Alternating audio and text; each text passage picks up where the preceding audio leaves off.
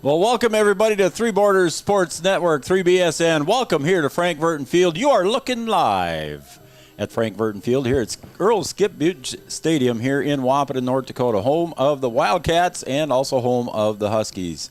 Welcome to Three Borders Sports Network. I always wanted to say that out loud, Brian Watson. I always wanted to say, you are looking live, just like Brett Musburger used to do it on CBS.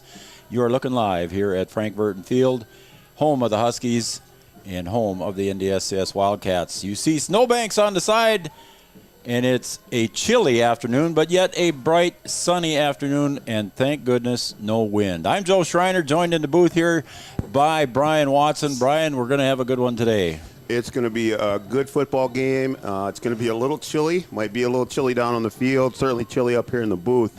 But it's football weather. It's playoff time, even though on the schedule it doesn't say playoff. This is definitely a playoff game for both teams. It's win and in for either team. So it's, like you said, we are starting the playoffs technically a week early, unofficially a week early for both teams, where they got a win and they're in. So a lot of pressure on both teams coming into the day, Brian. Yeah, I mean, it's what you play for. You're trying to extend your season. If you want to win a state championship, you've got to get into the playoffs. And right now, both teams are in position in their last regular season game to make their way into the playoffs. You can't look at what the records are. Exactly. You've just got to go by, what the football team has done, and they put themselves in a good position. Both teams have, both Central Cass and Wahpeton. And today they're playing to extend their season. And if you're an athlete, no matter what the level is, that's what you want to be at. That's the situation that you want to be in. You want to be playing for something, and both teams are definitely playing for something here at the end of the season. It is a chilly 26 degrees here at Frank Wahpeton Field in Wahpeton, North Dakota. Winds out of the northwest at 1. The flag over in the south end of the field is hanging straight down, so little or no breeze today should help out with the Huskies in their offense if they want to throw the ball, and we all know that that's what they like to do. So, again, it's good field conditions. I walked down in the field a little while ago, Brian, and everything was pretty good shape down there. They cleaned the field off on Wednesday and Thursday. I think if it warms up a little bit more and gets above freezing, maybe it'll start to thaw a little more and maybe get a little bit slippery. But I think it's going to be a good track today for the players. Yeah, I think it'll be good, nice and fast. They're going to have to get used to the hard surface because it's certainly going to be a little harder than usual down there, but everything is cleared off. They should be ready for some good football. Get those little stingers out of the way first, that little shock of hitting the ground, hitting the cold ground. Get that out of the way early, and then get yourself rolling. We've got the track around the outside of the football field, as you may or may not see here on the camera. Brian's got it on the camera, so he's got that out there. And there was steam coming off the track earlier. And as you can see here, we're going to take a shot here of the stands. We want to give a shout-out to all our Castleton fans watching here today on Three Borders Sports Network. Also, they were here early and shoveling some of the areas here in the grandstands, and you can see they're still working at it right down here in front of us. They've got one of their fans shoveling, and they did a great job, so we want to hats off to the Castleton fans for bringing their shovels and pitching in and clearing off some of the stands, even for the Husky fans. Mike McCall was out here shoveling a little bit earlier, as was Ned Cluton was here shoveling areas off too. So we want to give a credit and a shout out to all the Castleton fans that came with their shovels, and they came prepared. I think they were limited to 30 attendees today to the game. And I think the Huskies were limited to, I think it was 100, Brian. Is that correct? Yeah, just limited numbers, based on the code change in Richland County.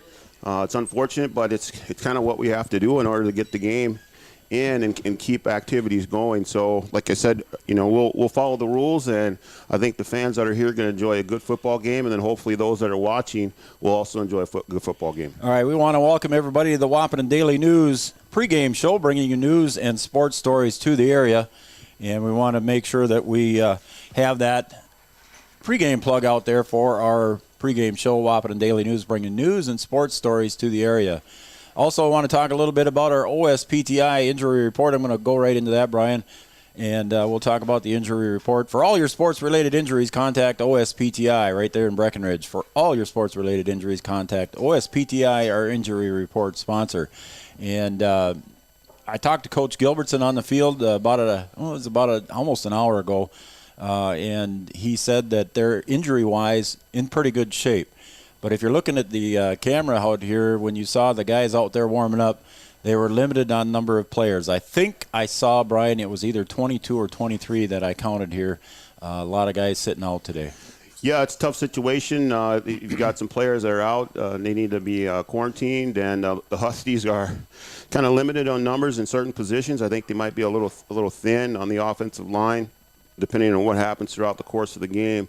But you just got to, you got to play with who you have. You got to dance with who you brung, and I think the Huskies are going to be up to the task of trying to put, piece something together in a time where, maybe it might be a little bit difficult, but as a team, you're going to pull each other together, pull each other up, and see if you can get this thing done today.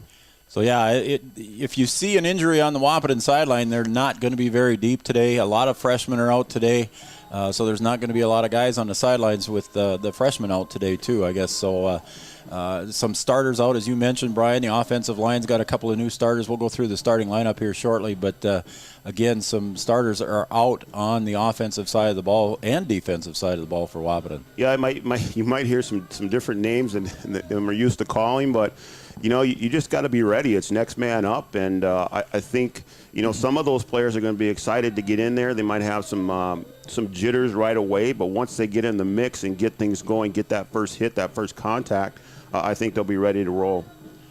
All right, there's your Wahpeton Daily News pregame show, bringing you news and sports stories to the area. Our pregame sponsor, the Wahpeton Daily News, and also we want to thank OSPTI for doing the injury report.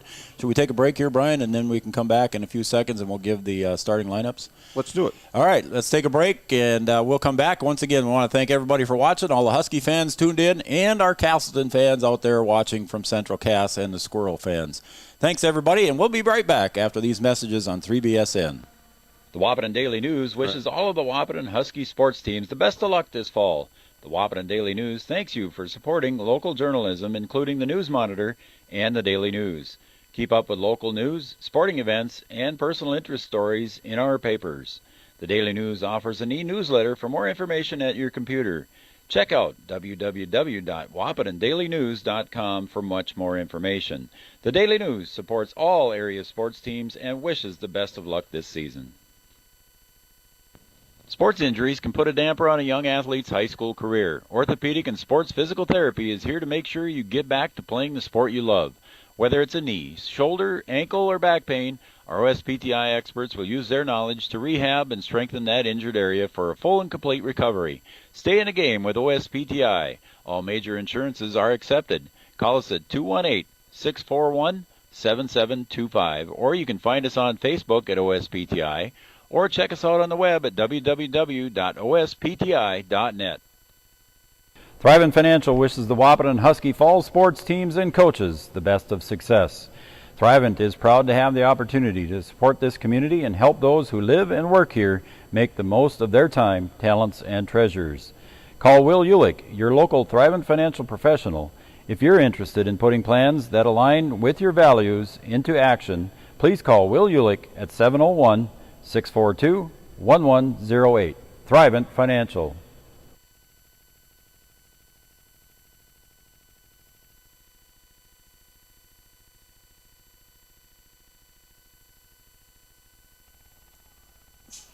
Welcome back to Frank Verton Field, home of the Huskies. They take on the Central Cass Squirrels today from Castleton.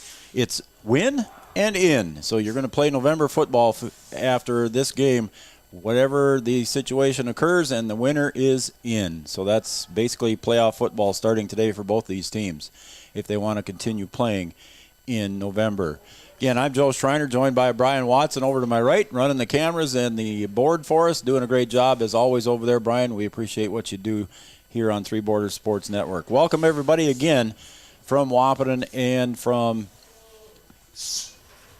Castleton. And we're just about ready here to begin the national anthem, so we will pause as we honor America here, and we will watch our national anthem and the players lined up along the end zone here for the Huskies, and the Central Cass players over on the east side of the field. The field here at Frank Verton lays north and south, and Wahpeton is on the south end of the end zone, and that's where they did their warm-ups. And then also the north end was where the Central Cass Squirrels were lined up. So we'll turn it over to PA announcer Art Gracco, and we will have our national anthem. And the Wahpeton Huskies. At this time, ladies and gentlemen, we are about to salute the flag of our nation. We ask that you please rise, remove your cap or hat, place your right hand over your heart, and stand at attention while we play our national anthem.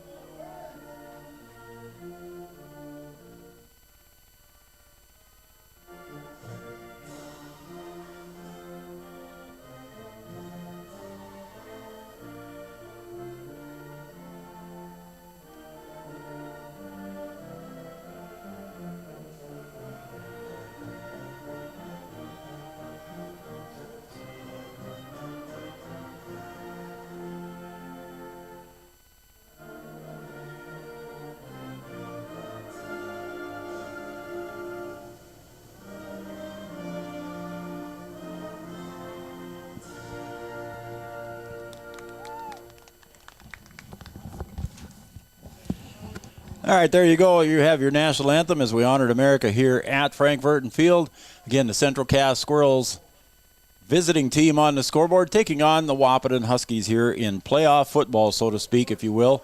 Win and in. We want to thank our pregame sponsor, Wahpeton Daily News, OSPTI, our injury report, and we want to bring to you now the starting lineups brought to you by Thrivent and Will Ulick. Thrivent, what are you invested in? Thrive with purpose. Our starting lineups here for today as we get started in this football game here in the East Class AA Division.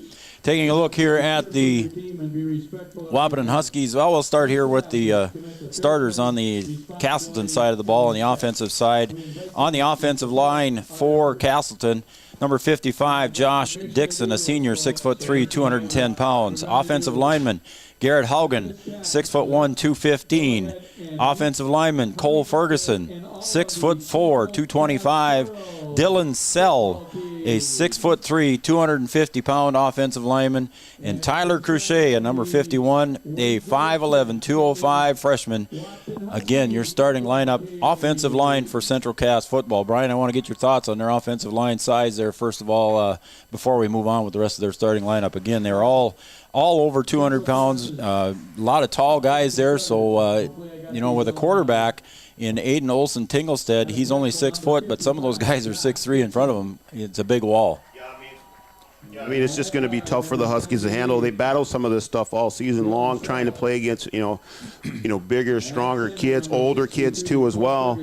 So just another day at the office. But the thing is that when you've got some kids who aren't used to playing in there, in the trenches, some of those younger kids who are going to have to step in there today, I think you might even see some running backs maybe move up onto the line at different situations. Central Cass definitely going to have an advantage in size in the trenches there. All right, taking a look at the rest of the starting lineup for Central Cass for the Squirrels at quarterback is going to be Aiden Olson Tinglestead. He's a 6-foot senior at 170 pounds. The tailback for Central Cass, Owen Wiersma, he is a sophomore, 6 foot, 170 pounds. The wide receivers, Will Ellison, a 6'1", 170-pound junior. And another wide receiver, Jake Deutsch, a junior, 6 foot, 150. And their final wide receiver, Logan Prochnow, he is a 6'4", 180-pound senior. So some height in the Central Cass lineups. Let's take now a look at your Thrivent Financial starting lineups for the Wahpeton Huskies. Beginning first on the offensive side of the ball, number 7, Blake Schaefer. He is a 5'11", 162-pound quarterback. So there's your quarterback. He was 29 of 53 for 415 yards last week and a school record. Getting the start as running back, 6 foot, 150-pound Bo Arnstein, sophomore. 6 foot, 163-pound Torrey Ulick Jr. gets a start at wide receiver. Trayton Link, 6'1", 155-pound wide receiver. He is a senior. Des Munzero We'll just call him Dez throughout the afternoon, 5'9", 145 pounds at the other wide receiver position. Colin Samuels at tight end, 5'11", 160, and a junior. Zach Gunnarsson gets the start today for the Huskies, 6 foot 193, sophomore. And he's in one of the offensive line positions. Another offensive line position, Josh Byer, sophomore. He's been starting all season at the offensive line, wears number 71, 6 foot 195. 5'11", 206, Landon Scharfenkamp Jr. starts at one guard position. At the other guard position, Riley Timian, 5'11", 190. He is a sophomore. And Logan Jurdevig, the center for the Wahpeton Huskies at 6'3", 220 pounds. Your defensive starting lineup for the Huskies will be Thomas Ulrich, Logan Jurdevig, Landon Scharfenkamp, Nathan Worrell, Hunter Owens, Jacob DeVries, Tori Ulick, Trayton Link, Bo Arnstein, Colin Samuels, and Des Munzero. Lining up for the kickoff is going to be Des Munzero for the Huskies, and we are just about ready to go here as Des lines it up, waiting for the okay from the sideline judges, and he gets the whistle, and we are ready to go and play football here from Frank Verton Field. And the kick, Munzero just kind of pooches it over to the far side, picked up over on the far side at the 35. Now coming over to the near side, and we got a flag thrown in there. I think it's either going to be a hold or a block in the back. And on that return was Jake Deutsch. And he was pulled out of bounds there at the 48-yard line of the Huskies, but I believe it's going to be brought back on a hold. Yep. There was a hold right here on the near hash as one of the Castleton players took down one of the Wahpeton defenders right at about the Castleton 47-yard line, so it's going to be a flag on the penalty, or a flag on the play, excuse me. So they're going to bring it back. Yeah, sometimes you're trying to get to the outside there. You kind of reach and grab, trying to give that extra advantage, and they get whistled for the infraction there. So Castleton comes to the line. They got two receivers on each side. Back in the shotgun position, Tinglestead takes a snap, hands it off, and getting over to the left side is Wiersma, and maybe gets it ahead for a carry of 2 off the left side. Yeah, it'll be interesting to see how Wahpeton does up front, trying to battle those big guys down there. I see Scharfenkamp gets up off the tackle there for Wahpeton. Huskies in their black uniforms with purple numbers today. A little better to see in the sunlight, Brian, a little better than at the nighttime. So yeah, you like those black uniforms with the numbers. That's what the Huskies got their win in earlier this season, so they wanted to have a little bit of luck on this side. Again, this side, Wiersma, and he's tackled at the 38, maybe 39, maybe a gain of 1. Will bring it up 3rd and about 8 for the Squirrels. Good pursuit there by the Huskies, able to get outside and get the tackle, holding that edge. So no huddle here by the Squirrels. They look over to the sideline for the signal from coaches. Again, in the backfield is Aiden Olson Tinglestead, and right beside him is going to be Wiersma.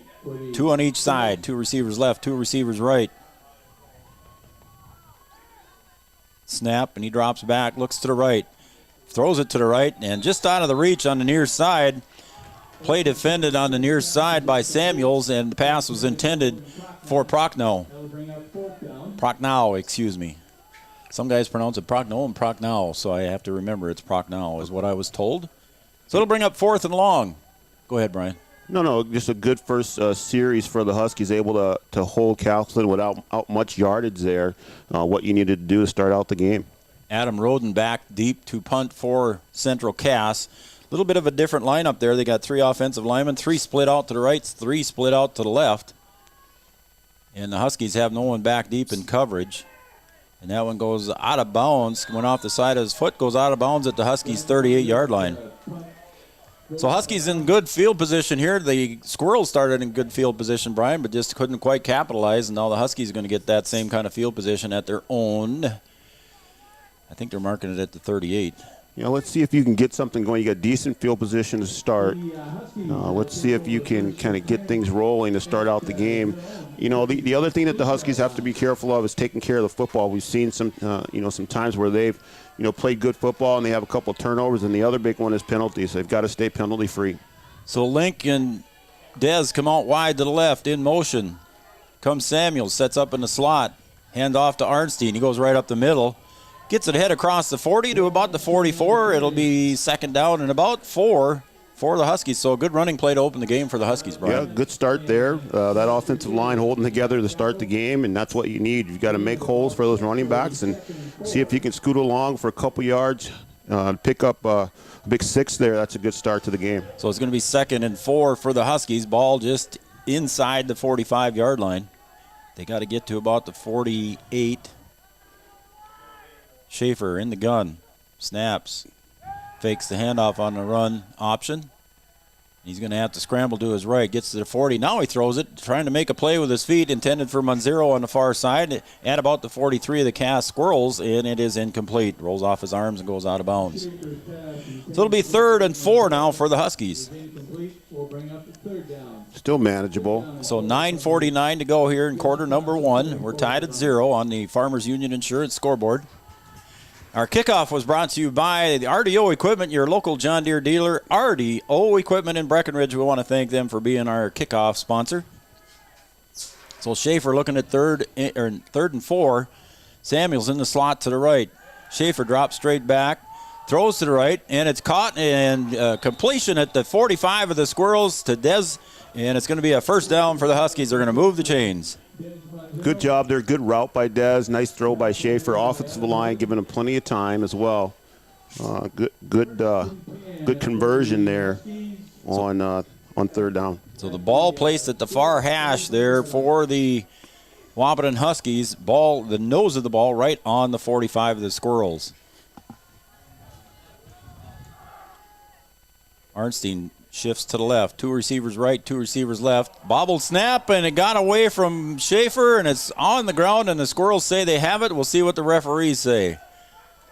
And it is Squirrel ball. So the snap was just off to the side. It didn't look like that bad of a snap, but just the cold conditions, you might have a little bit of hands that are numb. Yeah, you think you're going to have a little bit of that, but that's what I was talking about, Joe. You got to be able to protect that football and take care of it. You can't have those turnovers. And now we'll see if Central Cass can capitalize on the turnover. So the first turnover of the game comes at 9:17 of the first quarter. And the Huskies fumble away the ball to the Squirrels here at the 50-yard line, right at midfield. Tinglestead deep, throws to the left, and it's incomplete. And I don't think that was going to be, I think that was a forward pass. They're going to say. It's going to be close here, Joe. It really is going to be close because there was no whistle. There was no whistle. They let the play go. I think they're going to call that one a fumble. Really heads-up play by Dez as he picked that one up. It was not even at the feet. It was before the feet of the intended receiver, and Dez was right there to pick it up off the ground. And looks like the officials are having a little bit of a discussion here. I'll have to watch that one on replay tonight, Brian, when we get home and watch that one. I don't know. I mean, it was close. Huskies are coming to the line. You've got to go by where the arm is and where the ball goes, but it also depends on the position of the official and what kind of look they have at it. Exactly. So if they're not right down the line, it could be tough to see, and Huskies are going to have to take advantage of this one right now. So it's ruled as a lateral, so it goes right back to the Huskies. They're at the 38-yard line of the Cass Squirrels. And a little swing pass out here to Dez, and he's met hard out here, maybe a loss of 1 or 2 yards, as they read that one well by Castleton. Yeah, good defense there by Castleton. Getting up off the pile was Nick Martin, and I believe Jaden Bartz was also there as well. So a loss of 1, Brian. Lose a yard there. Now you got to get something productive here. You don't have to try and pick it all up at once. So let's try and get half of it, get 4 yards here, and then you got yourself in 3rd and manageable again. And you know that the Huskies are looking at 4-down territory already inside the Castle. Yeah, I would say so. Where you are here, you're probably looking at 4 downs. Twins right, twins left. Dez goes in motion to the right. Snap. Schaefer drops back a couple right across the middle, intended for Samuels, and he picks it up at the 30 and works his way up ahead to about the 24-yard line. It'll be 1st and 10 for the Huskies inside the 25-yard line of the Squirrels. Another good route there. Just go in there and squat and sit wide open, wait for the ball to come to you. They're going to mark it at the 25. Forward progress was stopped at the 25. He kind of fell ahead to the 24, but they must have blew the whistles at the 25. So it'll be 1st and 10 at the 25-yard line. Huskies getting close to the Scott's Electric red zone. Schaefer got twin receivers to the right. Schaefer, option, pitches, and bobbled there just a little bit to Arnstein. Schaefer was a little bit late with the pitch, and Arnstein did well covering it up, so we didn't have another turnover. Yeah, that's a tough one. I think Bo needed to pitch that one just about a half second earlier. And I think the back was not ready. You know, the contact was there, and he thought maybe he's just going to keep it and go down with it. But maybe just a half second earlier, and you're able to pick up more yardage there. Huskies lose 3 on that play, so it'll be 2nd and 13. Schaefer's got trips to the left. Single receiver to the right. Arnstein straight behind him. He drops back, looks to the left. Pass intended for Samuel. Double coverage over there. One of the defensive folks was Isaac Williams for the Central Cass Squirrels, and he threw it into tight coverage there, Brian. Yeah, that's a tough one to try and fit in there. A little bit high and difficult to fit in, but you know, if you catch that one, then you're in good shape. But you got to be careful. There's been times where Bo's been trying to squeeze it in there, and we've had a turnover, an interception, and you got to really, down here where you are, you got to really protect the football. 7:20 to go on the Farmers Union Insurance scoreboard. 3rd and 13 for the Huskies. Ball at the 27-yard line. Schaefer drops back. Got to throw pressure from the right, and it's caught by Dez. He breaks a tackle at the 20, at the 15, and he goes in for the score. Touchdown, Huskies! 27-yard pass from Schaefer to Dez for the touchdown, and I don't see any flags. No flags on the play. A good route, good catch. Dez gets the score there, and the Huskies get on the scoreboard first. So the Huskies get on the scoreboard with 7 minutes, 10 seconds to go here in the first quarter. On the Farmers Union Insurance scoreboard, the Huskies take the lead 6-0, and they're going to go for 2, I believe. Yes, they will go for 2. Ball placed at the near hash. Dez and Link to the right. Links to the left. Dez and Ulick to the right. Dez in motion to the left. Fake handoff. Roll to the right, and it's caught, and in for the 2-point conversion is Samuels on that little pass from Schaefer to Samuels, 2-point pass conversion. The Huskies score there on the John Gruden special, the Y banana play that they like to call it. Wow, John Gruden. Good conversion there by the Huskies. They've had some problems trying to pick up that 2-point conversion, but they're able to get it done there. All right, so we'll take a break here on the Farmers Union Insurance scoreboard. 7:10 to go here in the first quarters. Huskies jump out to an 8-0 lead right here on Three Borders Sports Network. Back after this message.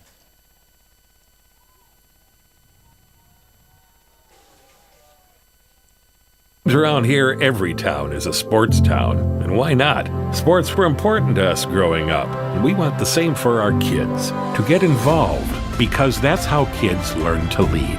And why Farmers Union Insurance supports these programs. Farmers Union Insurance. They don't just protect our community, they invest in it.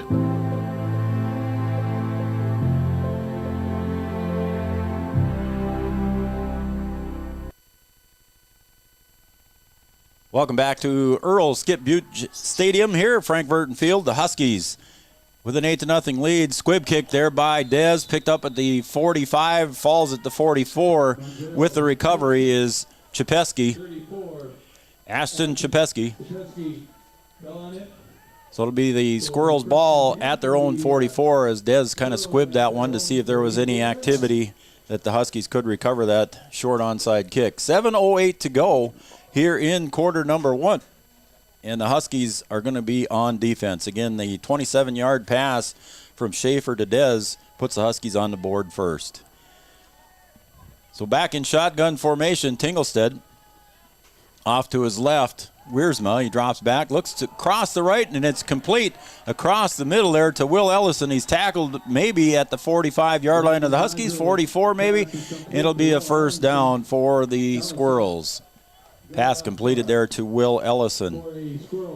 Good route there, good play by Central Cass, kind of taking one out of the Wahpeton playbook there. Just picking up a little bit of yardage, good route, good throw, good pitch and catch. So 1st and 10 at the Huskies 44. Tinglestead brings him to the line. Hands the ball off, this time to Wiersma again, and he goes over the left side, and maybe a loss of 1. It looks like he's tackled at about the 45 of the Huskies, so it'll be a loss of 1. Good defensive play there by the Huskies. Yeah, good defense up front there. Huskies doing a good job of holding their own.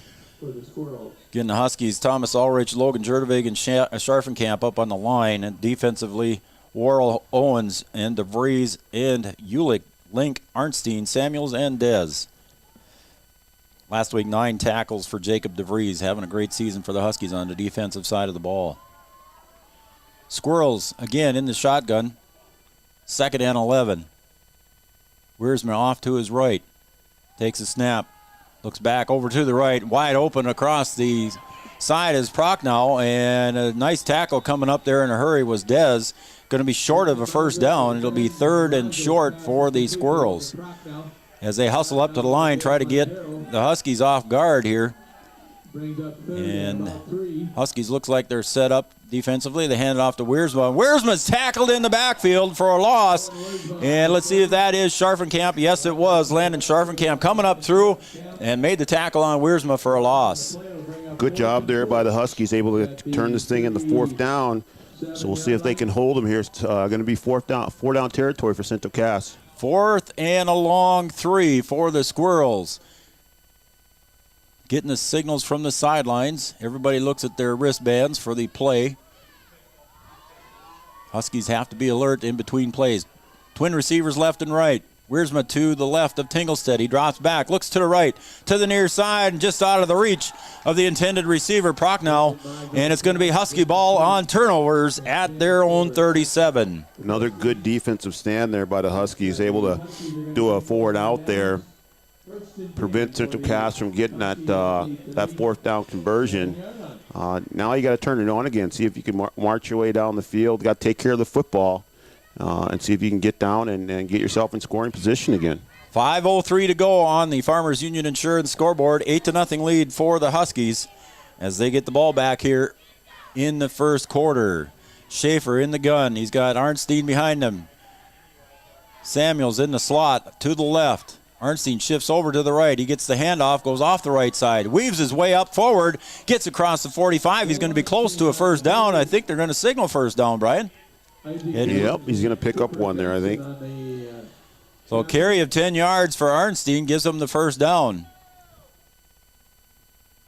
So first down for the Huskies here at the 4:57 mark of the first quarter. They lead on the Farmers Union Insurance scoreboard 8-0. Again, we want to thank everybody from tuning in from Castleton. Hope you're enjoying the production here that we've got going on. Three Borders Sports Network, thank you for tuning in. Arnstein's right directly behind Schaefer. He drops back, looks to the right, pass intended for Munzero, and he drops it just out of his hands right at midfield. As a couple of Castleton players help him up, Tinglestead and Williams help up Dez. Brings up 2nd and 10 for the Huskies.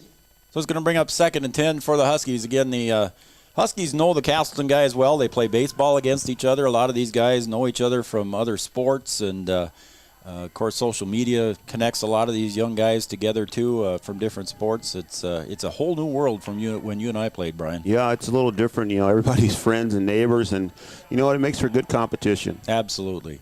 Samuel ships off to the right side in the slot. They hand it off to Arnstein. He's met in the backfield and tackled there by Badger, Sam Badger. So that's going to be a loss for the Huskies. Brings up 3rd and about 12. Yeah, we'll see how things go throughout the course of the game, see how that line can hold up as Central Cass doing a good job of breaking through there. Huskies with only 22, 23 guys. I counted 22 in warm-ups. I don't know if there was any more than that, but Huskies shorthanded here today. Again, we haven't called Caden Kappas' name. He's not here today, along with some offensive linemen that aren't here today. So I know they're back home watching on Three Borders Sports Network. Thanks, guys, for watching. I know Chase Wickren is there as well. Schaefer drops back, looks across the middle, intended for Link, and he's double covered there. And no flag on the play. Coverage by Deutsch and Badger. Incomplete. That'll bring up 4th and 12 for the Huskies. Yeah, just in the double coverage there. Not much there. Tough throw again. Good defense by Central Cass. So with Caden Kappas not here today, I think it's Trayden Link dropping back into punt formation for the Huskies. And dropping back deep for the Squirrels, I believe, was Deutsch. Or is it Torrey Ulick in punt formation?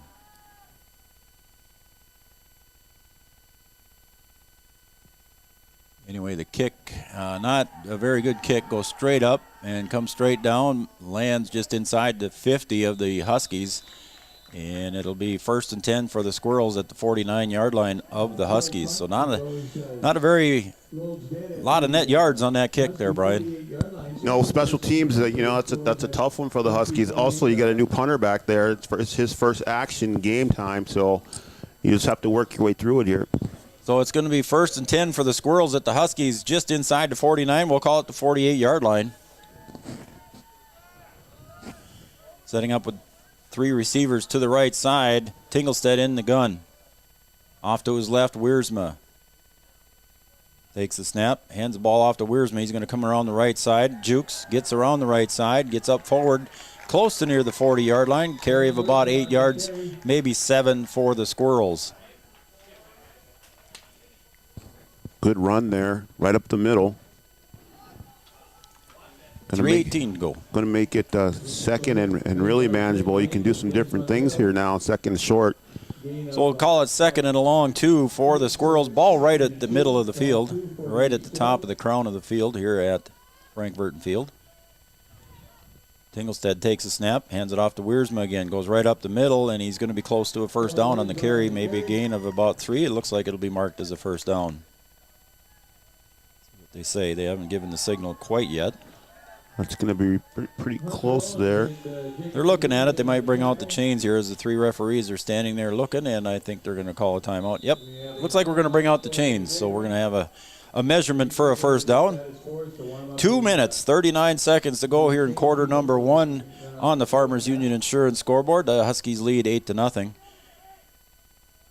We got an extra cameraman in the house today here, Brian. My son Adam joined us up here in the booth, so we want to thank him for coming up and running a camera for us. I hope he knows he's not getting paid, though. Yeah, he knows that. But it's his birthday, so he's going to get birthday supper on Dad tonight. So that was just short, about a foot.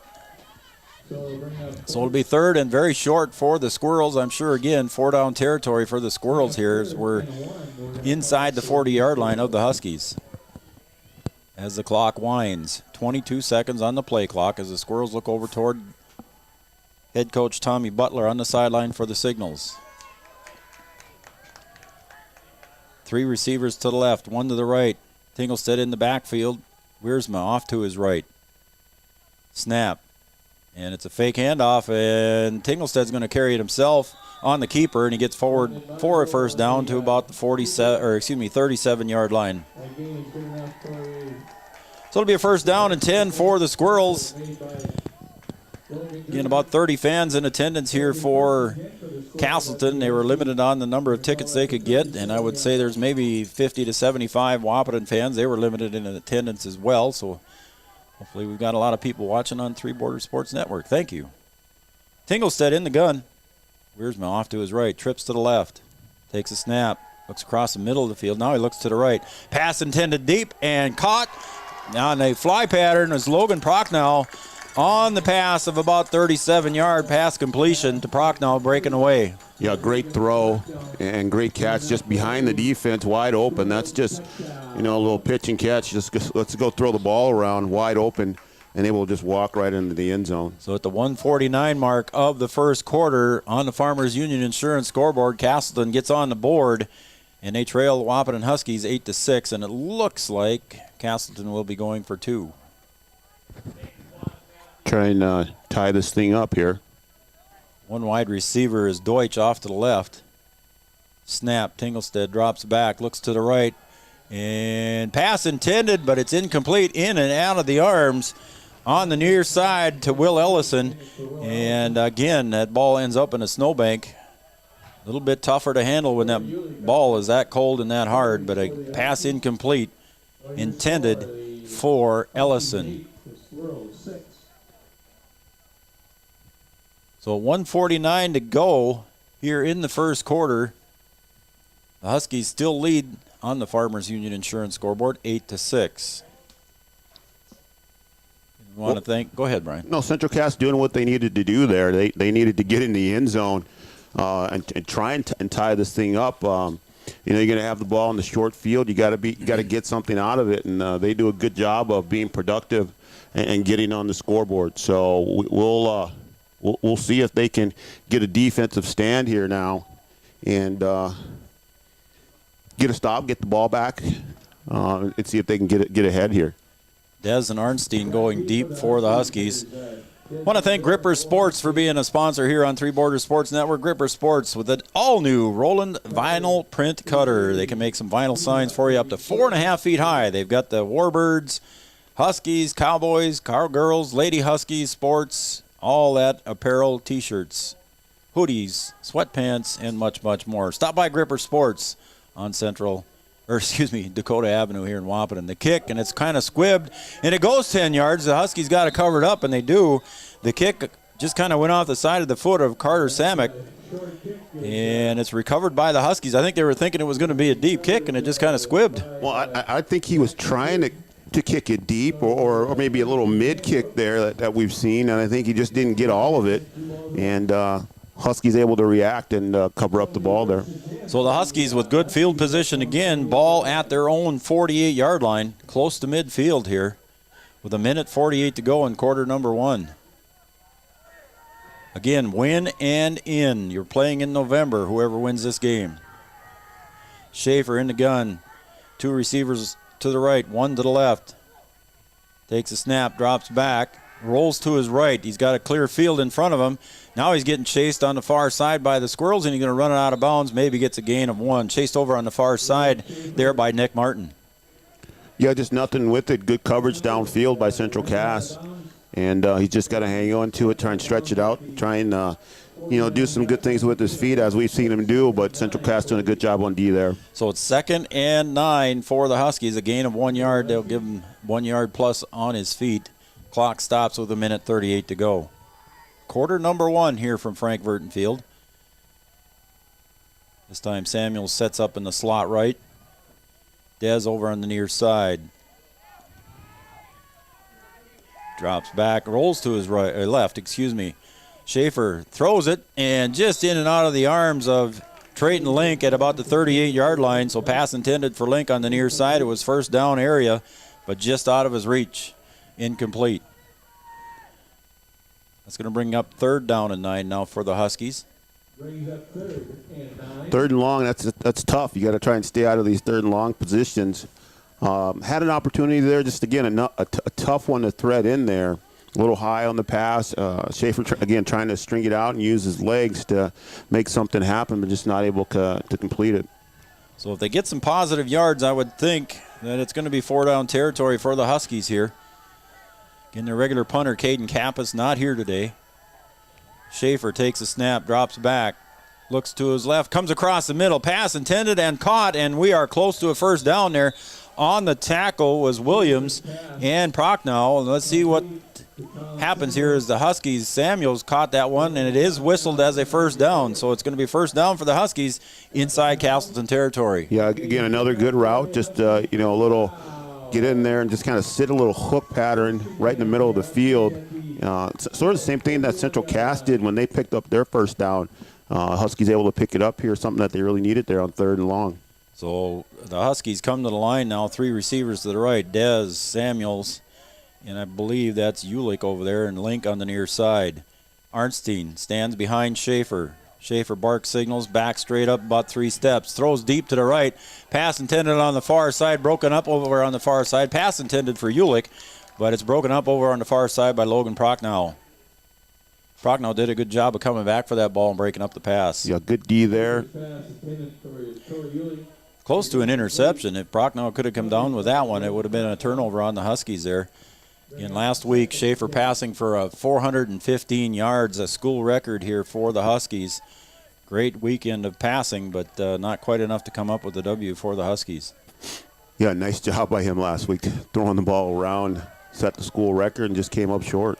We're under a minute to play here in the first quarter. Schaefer takes a snap, drops back, completes the pass on a little screen over to the far side, and pass caught and up for the first down. Inside the 20 is going to be Torrey Ulick. So on that little flat pass there, it was a complete pass to Torrey Ulick, and he gets up inside the Scots Electric red zone. That's that little underneath slant route that the Huskies really like, and doing a good job of executing there. Scott's Electric Red Zone. They've got electricians to handle all your needs. Scott's Electric, our Red Zone sponsor. So the Huskies inside the Red Zone here for the first time today. Even though they scored from the 27 before, they just haven't been inside the 20. Now they are. Schaefer, 2 receivers to the right, Link to the left. Takes a snap, rolls to his right. Looks to his right. Now he's got to run. He's got to scramble. He throws the ball, and pass intended, but I believe it was going to be out of bounds. Let's see what they say. Yep, they say it was incomplete. Nice interception over there by Prochnow, but he was going to be out of bounds. He didn't get his feet down. Very close. Got to be careful down there. You don't want to turn it over. Pass was intended for Ulick. Ulick is normally a defensive back on the defensive side of the ball, and this time he had to play offense, and he was a wide receiver, and he might have had to turn himself into his defensive back position again on that play. So 8-6, we're under 20 seconds to go here in the first quarter. Huskies lead 8-6 on the Farmers Union Insurance scoreboard. Arnstein shifts up to directly even with Schaefer. Takes a snap, gives it off to Arnstein.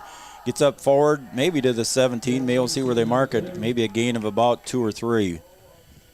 Little decent pickup there. And that will end our first quarter. So at the end of the first quarter, on your Farmers Union Insurance scoreboard, the Wahpeton Huskies 8, the Central Cass Squirrels 6. We'll be right back after these messages right here on Three Borders Sports Network.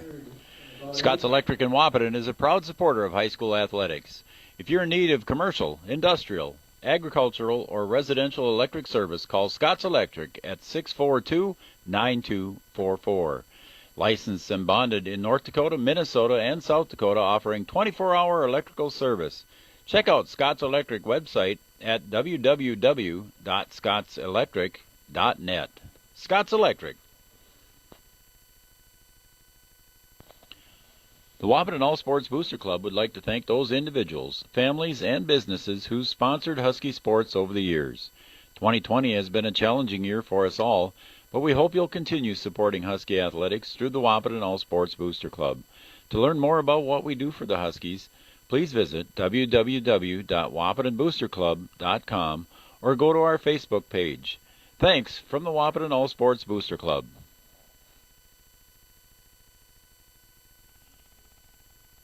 Welcome back to Earl Skip Butte Stadium here. Joe Schreiner alongside Brian Watson, our cameraman today. Adam Schreiner, want to thank him for doing that. Again, he's not getting paid. On the Farmers Union Insurance scoreboard, we're just going to start the second quarter. The Huskies lead 8-6 here as the teams are still in their huddle. We want to thank the Wahpeton All Sports Booster Club for being one of our sponsors. They also sponsor our post-game show. So after the game today, make sure you tune in to the Wahpeton All Sports Booster Club's post-game show.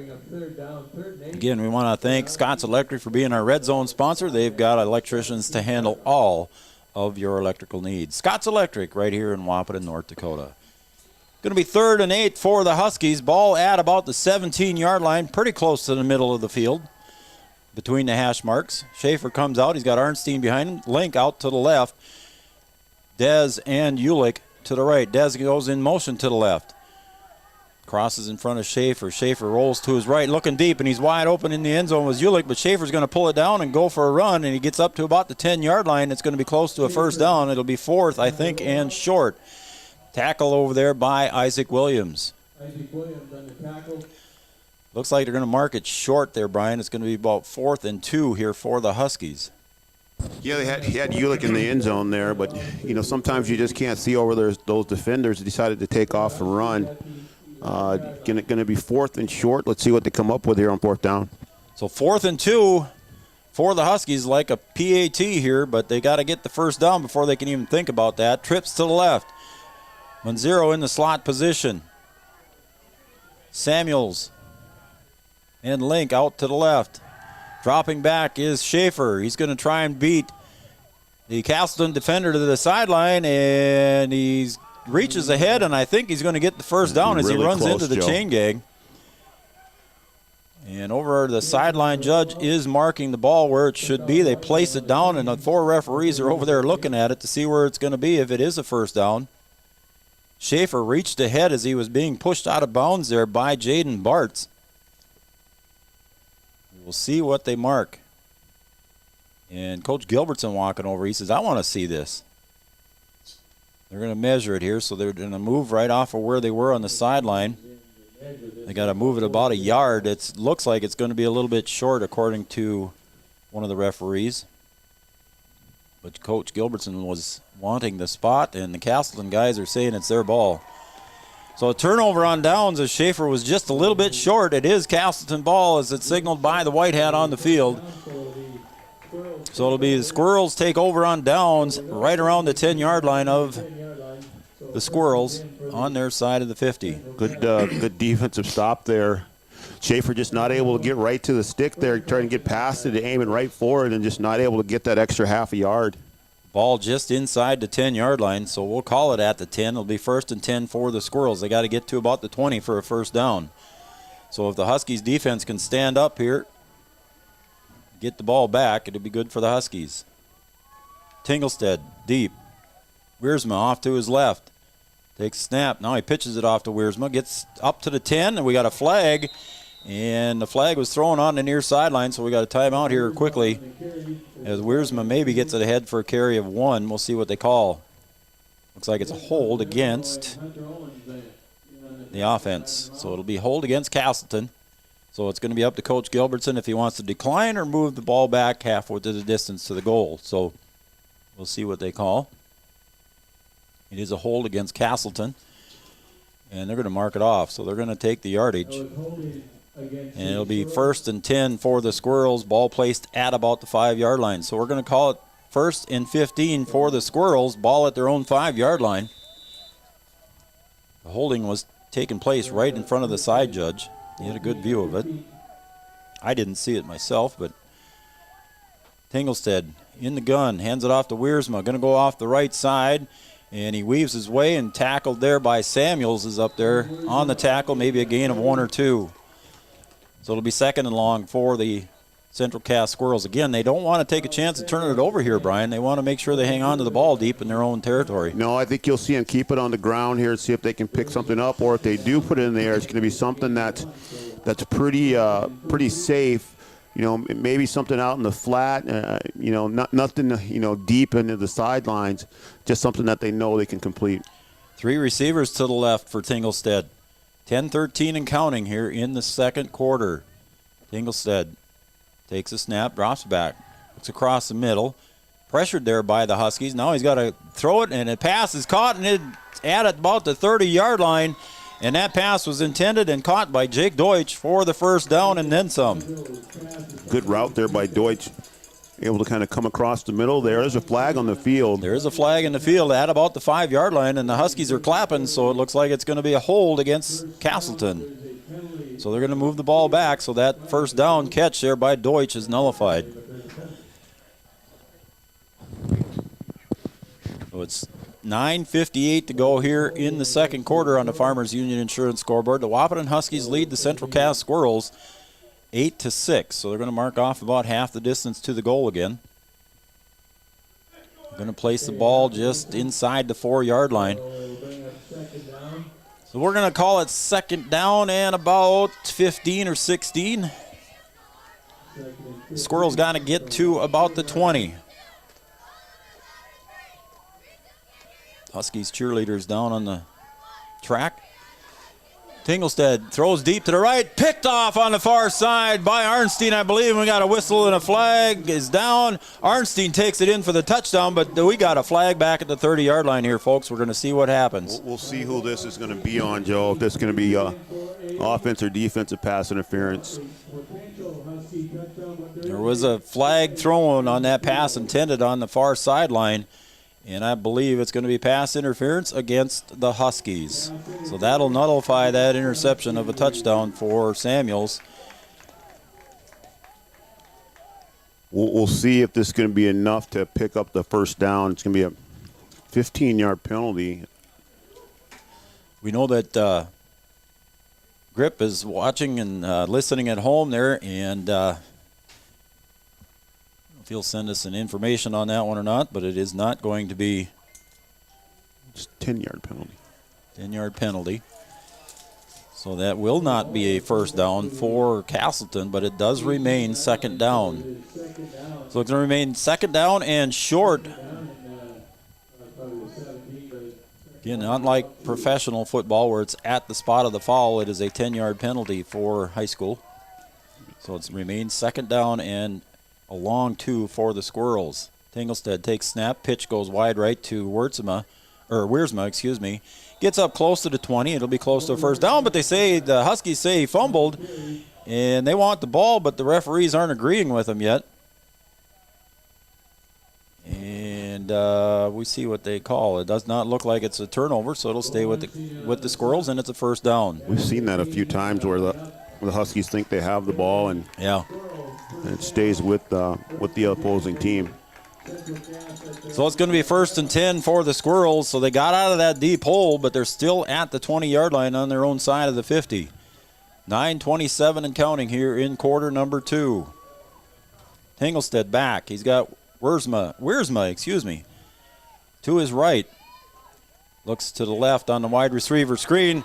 Nice pass break up there by Dez. Pass intended on the near side for Ellison, and Dez was right there to break it up on that wide receiver screen. Nice play by Dez. Yeah, good tackle out there in the open in the flat. That one, that's another one that was close to, to being a lateral. That turnover that was early in the first quarter looked about the same, but Dez right there able to make the tackle. Nice read by Dez, the senior for the Huskies. 8-6 on the Farmers Union Insurance scoreboard in favor of the Huskies. 9:13 to go in quarter number 2. Quarter number 2 moving a little bit slower.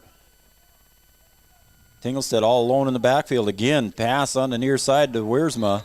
Gets up ahead, maybe just across the 20 to the 21 on that screen. Again, very close to a lateral, Brian. I don't know if it was or not, but they whistled. He caught the ball, so it was no question.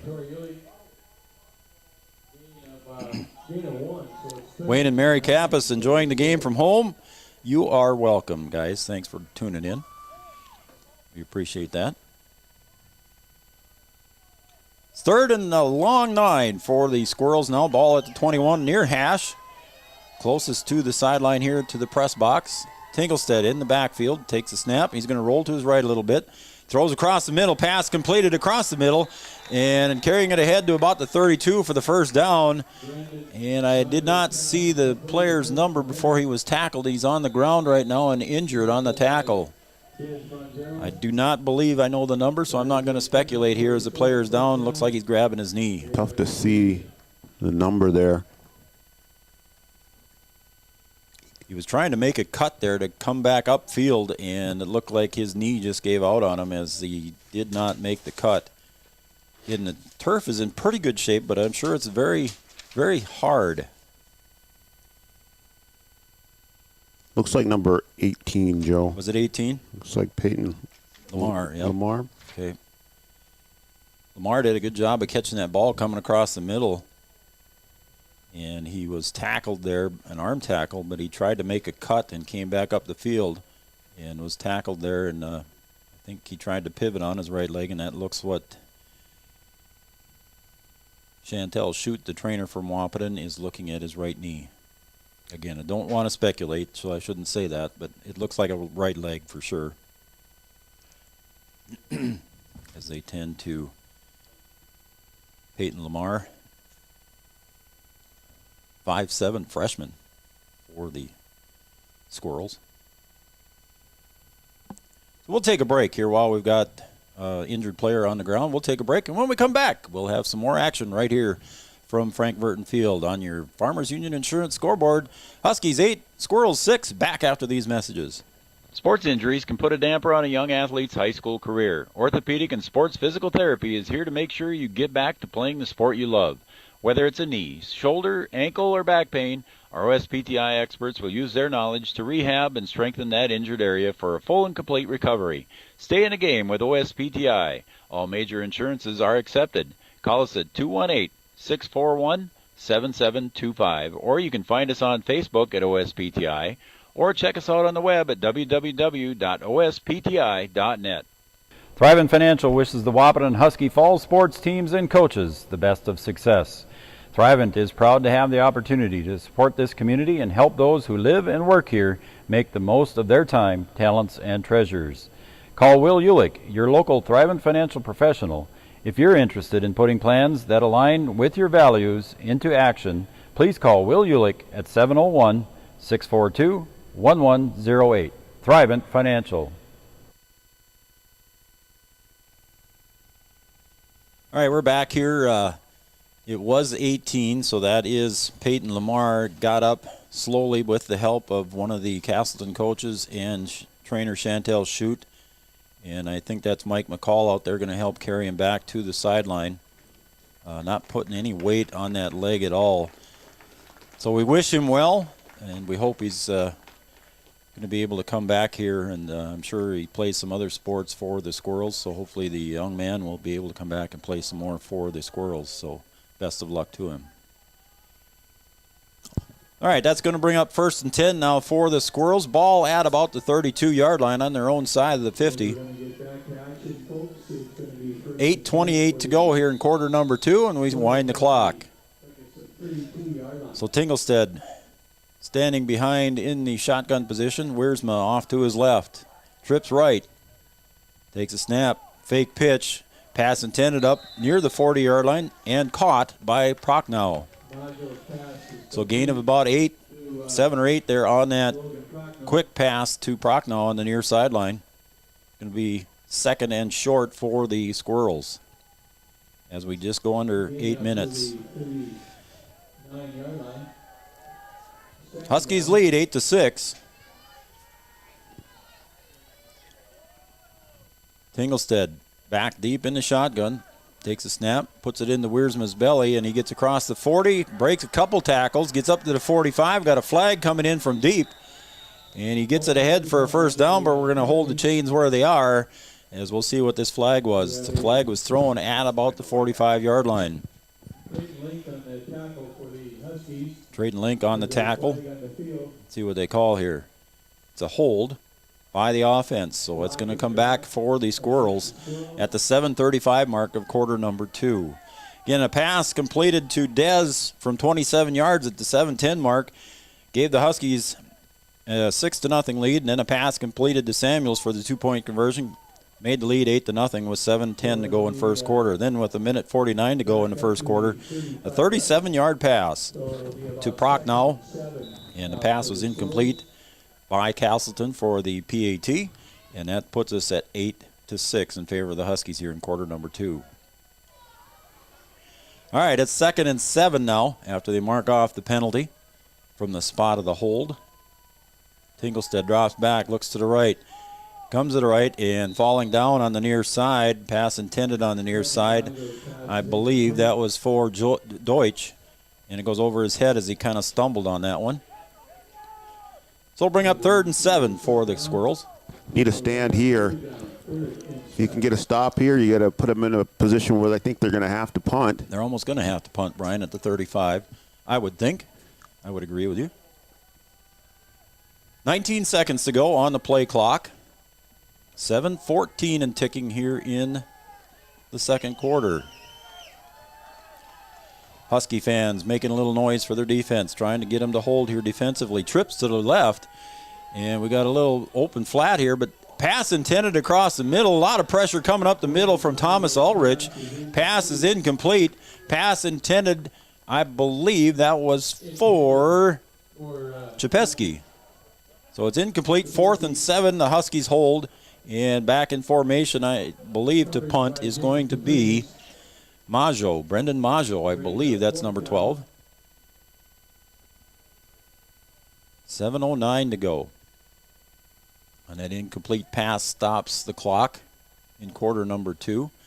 Again, a little bit of a different lineup here. 3 to the right, 3 to the left, and a snap for the punt. And a good punt goes away there. Nobody back there for the Huskies to field that one or stop it. It's going to roll inside the 25 to about the 24-yard line. And again, that punt was a nice punt there for Brendan Maggio. Good kick there.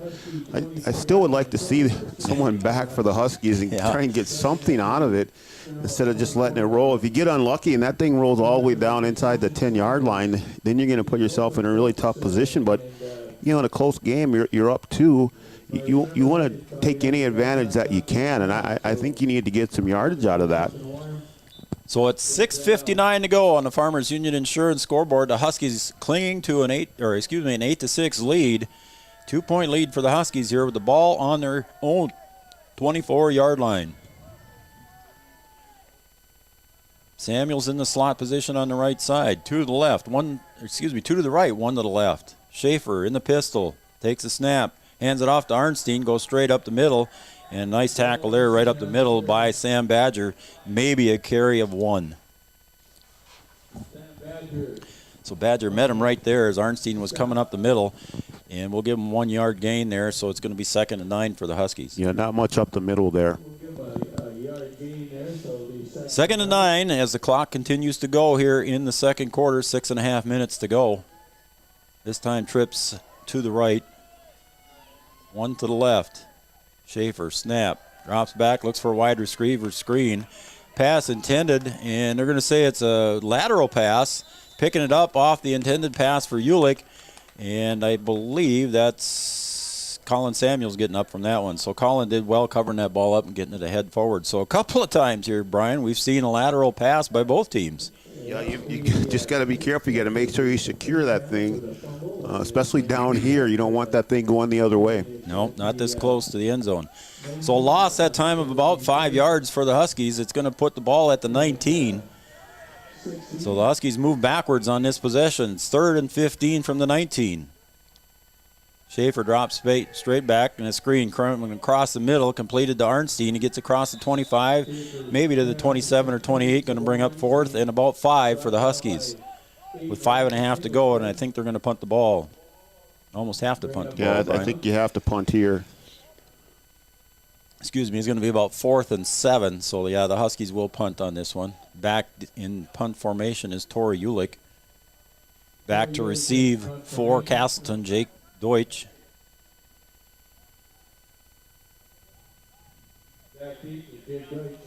So Ulick back in punt formation. 8 seconds to go. Ulick gets the ball. He's got plenty of time to punt after he drops the snap. And Dez is going to cover that ball up right at about the 40-yard line. Rolls inside the 40 to about the 30, just inside the 39, maybe to the 38 of the Castleton Squirrels. Central Cast Squirrels. Huskies got a little lucky there. Yeah. Central Cast didn't come after them. A bobbled snap there. If they come after, that'll be a tough one to get away. So at 4:50 to go here in quarter number 2 on the Farmers Union Insurance scoreboard, the Huskies still lead 8-6, and Castleton gets the ball back with a chance to score before halftime. Huskies defense needs a stand here, Brian, to try and keep that score at 8-6 or capitalize on a turnover here by the Squirrels. Tinglestead drops back a couple steps, looks to his right. Now he's getting pressured up the middle. Pass intended at the 50 and broken up there by, I can't read the number as he got up. Was that DeVries or was that Owens? Let's see, what's the number? DeVries in there. Yep.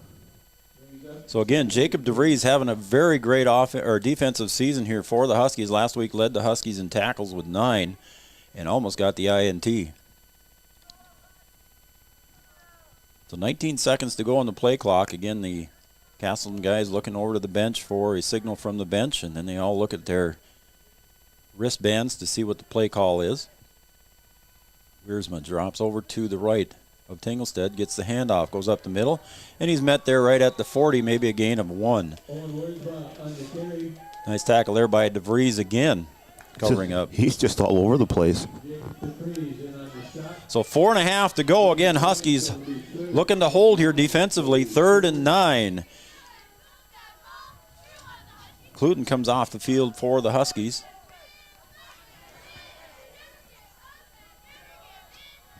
So Tinglestead in the gun. Wiersma off to his left. Twins right, twins left. Tinglestead drops back, looks to the right, floats one over to the far side, and the pass was a battle up in the air. Pass intended on the far side for Deutsch, and going up to try and deflect that one was, I believe, that was Arnstein. It was Arnstein, according to the PA announcer, Art Grockel. So he agreed with me. You're going to see a punt here again now. So the Huskies hold again defensively here, 4th and 9. Yeah, again, nobody back for the Huskies. Nobody back deep for the Huskies on the punt. Again, back to punt for the Central Cast Squirrels, Brendan Maggio. 4:04 to go here in quarter number 2. And the Squirrels looking at their wristbands for the play call. Again, nobody back deep as the play clock almost expired here. Maybe it did. Nope, timeout just in time as the play clocks did hit zeros. So we'll take a break, and when we come back, we will have more of quarter number 2 on the Farmers Union Insurance scoreboard. 4:04 to go in quarter number 2. The Huskies lead 8-6. Back right after this message on Three Borders Sports Network. Expert service for season-long performance. RDO does that in Breckenridge. Leaf and snow removal seasons challenge your equipment. Make sure it's prepared for the tasks ahead. At RDO, we'll perform all regularly scheduled maintenance and switch out attachments, so your John Deere and other brands will run at peak performance all season long. We'll even pick up and deliver your equipment. Talk about easy. Call 218-643-2601 to schedule service at RDO in Breckenridge.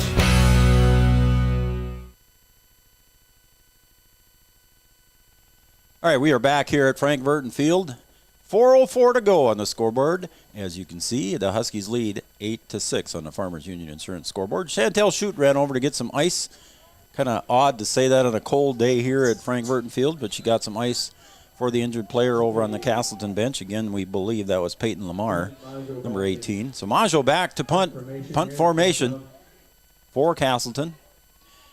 And he's going to throw the pass intended on the far side and caught, and he's getting up close to the 50, across the 50 for the first down, but there's a flag on the far side. I believe that's going to be pass interference is what I saw, Brian. I think it's going to be pass interference on the offense, to be honest with you.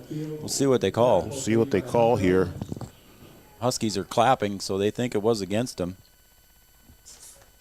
And it was carried up far enough for a first down, but it is pass interference on the offense. I saw that block in the back there as the pass was intended on the far side, but the referees picked it up. I saw it as well, and I'm sure folks at home saw it. So it's pass interference against the Squirrels on the far side. So that's going to march them back, I believe, 10 yards. So it'll put the ball at about the 33-yard line of the Squirrels, so it's going to be fourth down and about 16 now for a first down. So again, Maggio back in punt formation. I think they're going to kick it here. I would say this time they're probably going to kick it on fourth and 16. Again, I would love to see a returner back for the Huskies here. So Maggio gets the snap. This time he's going to kick the ball. Nice punt. Gets up across the 50. And the ball lands at about the 45-yard line, rolls down inside the 35 to about the 34. So Huskies gained about 10 yards on that last possession on that punt. Last punt they got it at about the 24. This time they're at the 34. So 3:33 to go here in quarter number 2. The Huskies lead 8-6 on a chilly but yet nice fall afternoon here in October, late October. The winner continues to play in November in the playoffs, and the winner will probably end up going to number 1 St. Mary's out in the West next Friday or Saturday. 3:33 to go. The Huskies come to the line looking to score here before halftime. Trips to the right. Single receiver to the left. Arnstein off to the right of Schaefer. Schaefer takes a snap, fakes the handoff. Now he's got to roll to his left. He's being chased. He's got to get out of the pocket, goes forward, carries it up to near the 40-yard line for positive gain there with Schaefer in his feet. And he was chased there, I believe, by Miles Vance. So Miles Vance chasing Schaefer. Schaefer carries it ahead. Gain of, it looks like they're going to mark about 2. So it'll be 2nd and 8.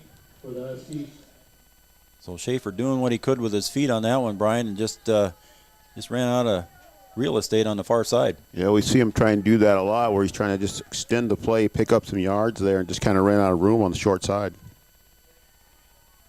3:24, the clock is stopped on the out-of-bounds run by Schaefer. Snap. Fakes the handoff to Arnstein, rolls to his right. And again, he's got to come back up the middle.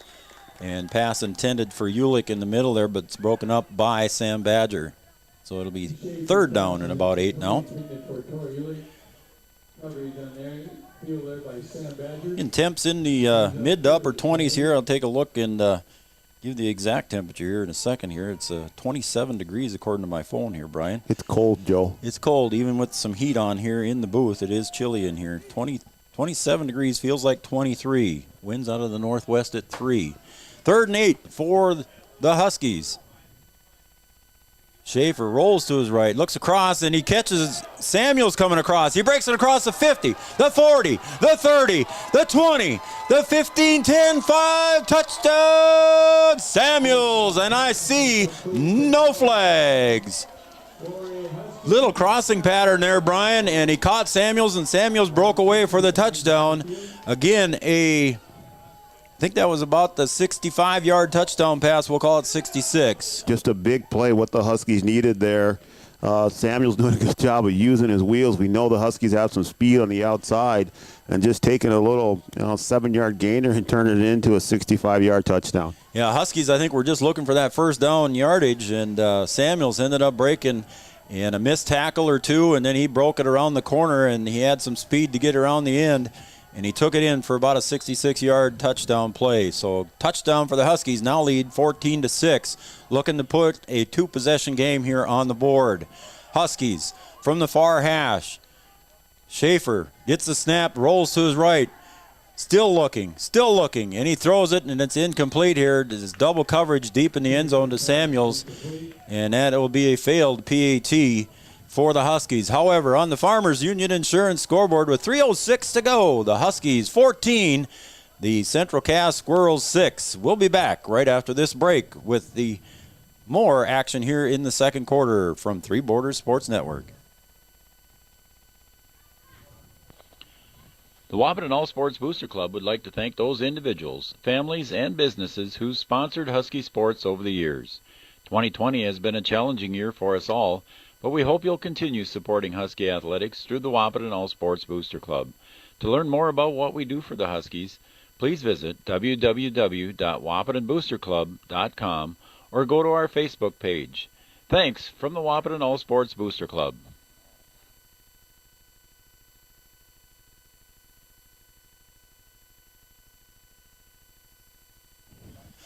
Well, call me silly, Brian, but I'm drinking ice water here for my throat here up here in the booth. It's a little bit warmer up here in the booth than we are outside, but it's still chilly in the booth here as we got to have these windows open so we can see and get good camera angles for everybody.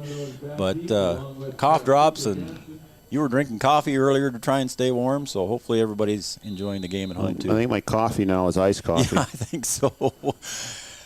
All right, the Huskies going to line up here. They lead by 8, 14-6, a one-possession game here, as Dez is going to kick the ball for the Huskies. Lines up at his 35-yard line. See what Dez does. Again, the Huskies not always kicking it deep. Dez does kick it deep this time. Going back to receive the kick is going to be Wiersma. And he gets across the 20 to the 25 to about the 27, and he's tackled there with 2:58 to go in the quarter number 2. So it'll be the Central Cass Squirrels 1st and 10 from about their 27-yard line. Ball almost to the middle of the field between the two hash marks. So 1st and 10 for the Squirrels, ball at about the 27-yard line. We'll also have some halftime statistics for you coming up here on the Richland IFC halftime show. We'll have some statistics for you and chat a little bit about the first half. Again, the Huskies lead here 14-6 in quarter number 2 with less than 3 minutes to go. The Squirrels now looking to threaten on their own. Tinglestead drops back. Not a lot of pressure from the Huskies. And he catches Deutsch coming across, and he gets across the 35 to about the 39-yard line. We'll see where they mark it. It's going to be close to a first down for Castleton. Just getting what you want. You're trying to get a little bit at a time. And if you can pick up the first down, you'll pick it up. You'll certainly take it. But, Central Cass being conservative down there, throwing something that they know they can pick up. And if it turns into a big play just like it did for Wahpeton on the touchdown, they'll take it. So ball at the 39-yard line. It is a first down for the Squirrels. Tinglestead back deep for the Squirrels. To the left, to the right, drops back, looks across the middle. Floats it over the middle. Pass intended and caught. Nice catch there at about the 35. Falling forward to the 34-yard line is going to be Prochnow. And it was almost tipped away there by, I believe it was Arnstein. But nice job by Prochnow as the Squirrels come to the line in a hurry here trying to catch the Huskies off guard. Prochnow doing a heck of a job coming down with that thing. That's a great catch. So Wiersma's going to go up the middle with the carry, and he gets across the 25, maybe to the 24. So Castleton getting positive yardage here on consecutive plays, Brian. Castleton doing a good job in their hurry up here, and they're staying with it. Gain of about 8, so it's 2nd and 2. So Wiersma getting positive carries and a pass across the middle to Deutsch. And he's tackled at about the 16-yard line by Dez. It'll be a first down for Castleton again as they move the chains at about the 17-yard line. Again, Castleton trying to hurry up here. There's still 2 minutes, 14 seconds to go on the clock in the first half. Going to hand off to Wiersma. Gets across the 15, inside the 15, down to about the 13 at the middle of the field. Castleton on to something here in their hurry up. They feel like they have an advantage with it, and right now it's working pretty well. Inside 2 minutes. High snap pulled down by Tinglestead. He's going to run it off the right side. Gets inside the 10. Nice tackle on the outside. Covered up there well. I believe that was Arnstein coming up for the tackle. It was Tori Ulick. I can't read the number there with the Huskies in their black uniforms with purple numbers. Very hard to read from high above Frank Burton Field. So the ball is at the 7-yard line. Snap. Wiersma. And he gets met by a couple of Huskies, and I don't think he's going to have the first down. It's going to be close. It's going to be 4th and very short, I believe, for the Squirrels. 1:23 to go. The clock is stopped right now for the look of the measurement. We might have another measurement here today, Brian. I think we've had, this will be measurement number 4, I believe. So it's several times today. We haven't seen too many this year, but today I think we've seen 4. Yeah, we'll see if they pick this thing up here. As the chain gang comes all the way across the field there, from the near side to the far side on the hash. It's going to be extremely close. I believe it will be too. We'll see what they say. But I think they might have it by half a football. And it is. You are correct, sir. Good eyes from high above Frank Burton Field. The prescription's good, Joe, I think. First and goal now for the Squirrels. That is at the 7-yard line. And I need to make an apology here. The quarterback for Central Cass has been Majo. I was told it was going to be Tinglestead at quarterback, but Majo is in now at quarterback. I made the number mistake. I apologize to the Castleton fans. Majo takes the snap, turns around underneath center and hands it off to Wiersma, and he gets ahead for the 2nd and goal. The Huskies say the ball's on the ground, but it is going to stay Central Cass ball. So I made the mistake there saying Tinglestead was in there, but it's still Majo back there at quarterback, so I apologize to the Castleton fans. From the 1-yard line. I didn't pick up on the number change. Majo again under center. Fullback in the I formation. They hand it off to Wiersma on the far side. He goes across for the touchdown on the carry of a 2-yard run. So on the 2-yard run by Majo by Wiersma with 32 seconds to go here in quarter number 2. Puts Castleton back on the board, 14-12. They trail the Huskies. 2-yard run by Wiersma for the touchdown. And I'm sure the Squirrels will go for 2. He's going to put Majo in the backfield all by himself. He's got 4 receivers to the right, 1 to the left. Takes a snap, drops back.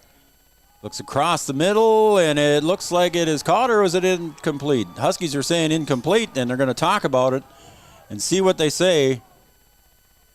Huskies are saying it's incomplete, but it's going to depend on what the referees say. And they want to talk about it and see what everybody said. So it's going to take a second to figure out as the referees are getting together underneath the goalpost to see what they saw. It was close, Brian. I don't know if it was a trap or not. Really, really close. A really tough play to see. Some of the officials might have been blocked there. Couldn't tell if it hit the ground or not. They're just going to try and see if anybody saw it. No good is what the referees came up with. They thought they saw something bobble on the ground, and they say no catch, so it's incomplete. So the pass intended in the end zone falls incomplete, and the Huskies retain the lead 14-12 here in quarter number 2 with 32 seconds to go on the Farmers Union Insurance scoreboard. In a cold, chilly fall afternoon here in October. Nice job here done by the grounds crew for the North Dakota State College of Science. I know Ryan Steffens was out here getting the ground ready on Wednesday and Thursday. Did a nice job. You can see the snowbanks along the outsides on the sidelines. And they did a nice job of clearing off the field. Again, a natural turf field here at Frank Burton Field. So on the Farmers Union Insurance scoreboard, 32 seconds to go here in quarter number 2. The Central Cass Squirrels came and answered the Huskies in a hurry on that possession, Brian, and they made the score 14-12 now late in the first half.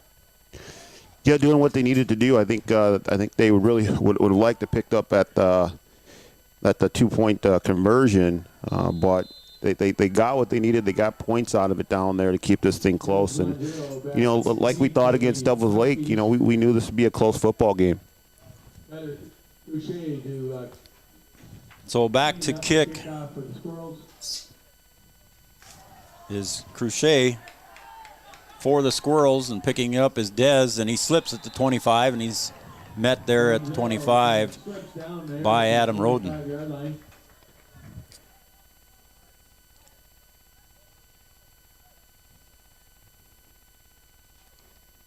Hey, Noel Eckroth watching from sunny Arizona. How about that? Congratulations, Noel, on your vacation there during the break here. So enjoy your time down in Arizona, and thanks for tuning in to Three Border Sports Network.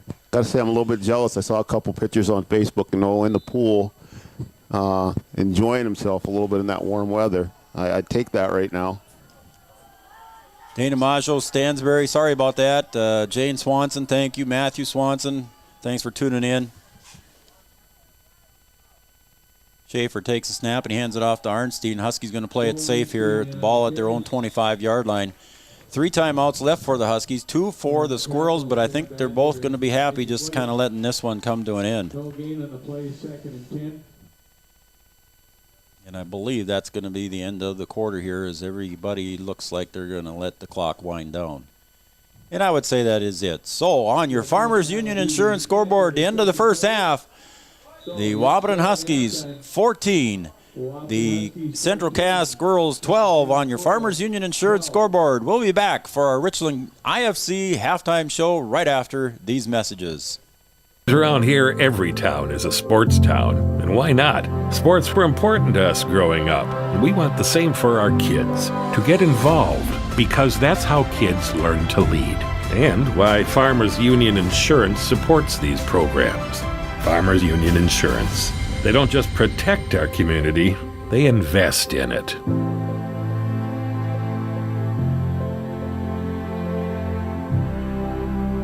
Expert service for season-long performance. RDO does that in Breckenridge. Leaf and snow removal seasons challenge your equipment. Make sure it's prepared for the tasks ahead. At RDO, we'll perform all regularly scheduled maintenance and switch out attachments, so your John Deere and other brands will run at peak performance all season long. We'll even pick up and deliver your equipment. Talk about easy. Call 218-643-2601 to schedule service at RDO in Breckenridge.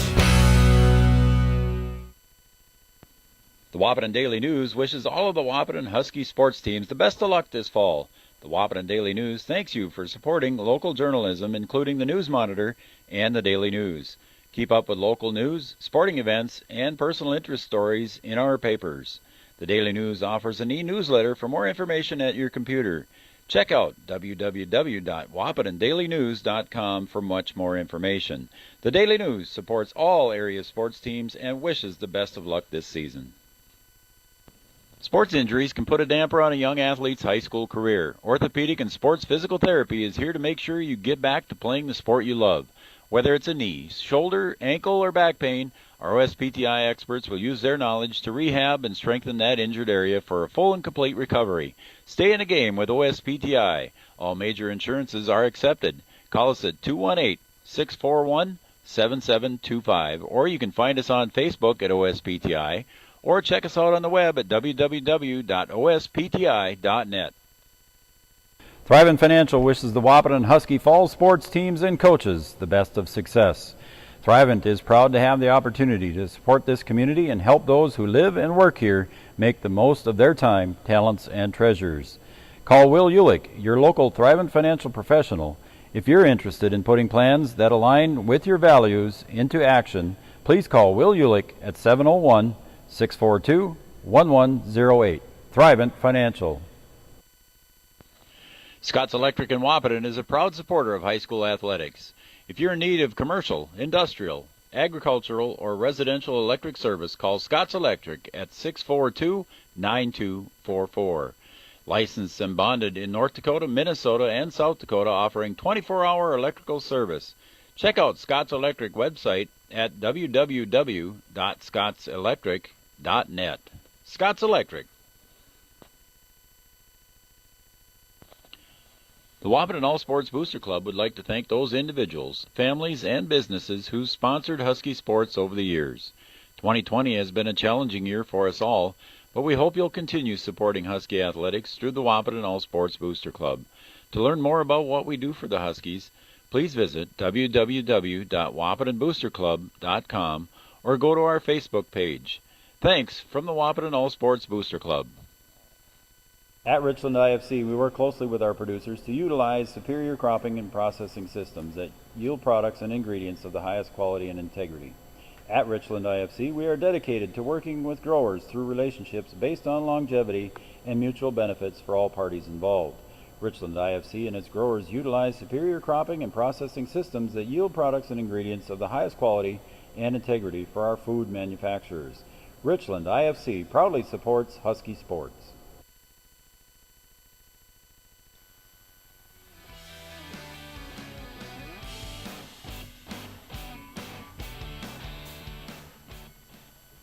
Welcome back to Earl's Skip Butte Stadium here, home of Frank Burton Field, home of the NDSCS Wildcat football team, and also your Wahpeton Husky football team. Today, the Wahpeton Huskies are taking on the Central Cass Squirrels from Castleton. We want to welcome all those fans for tuning in and listening again.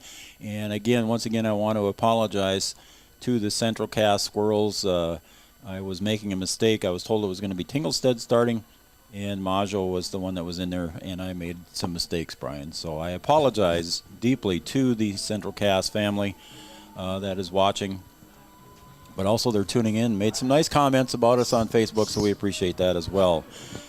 All right, let's recap the first half here, Brian. Again, welcome to the Richland IFC halftime show. Richland IFC working with local farmers to provide soybeans and colored corn, Brian. Colored corn to the food market. You know what they do with that colored corn, man? I like those colored corn chips. There you go, colored corn chips. So again, Richland IFC, the innovative food crops. Richland IFC, our halftime sponsor. We want to thank them as well. So let's take a look, Brian, here quickly at some of the halftime stats. Again, we're at halftime here. It's 14-12 in favor of the Huskies. Again, it's one of those games, Brian, it's win and in. And as the coach of the Wahpeton Lady Huskies basketball team, you understand that very well. Yeah, I mean, it's the end of the season, and I always say you want to be playing your best at the end of the season. It doesn't matter what sport it is. You kind of work your way early in the season. Everything that you do is in preparation for this time of the year, playoff time, end of the season.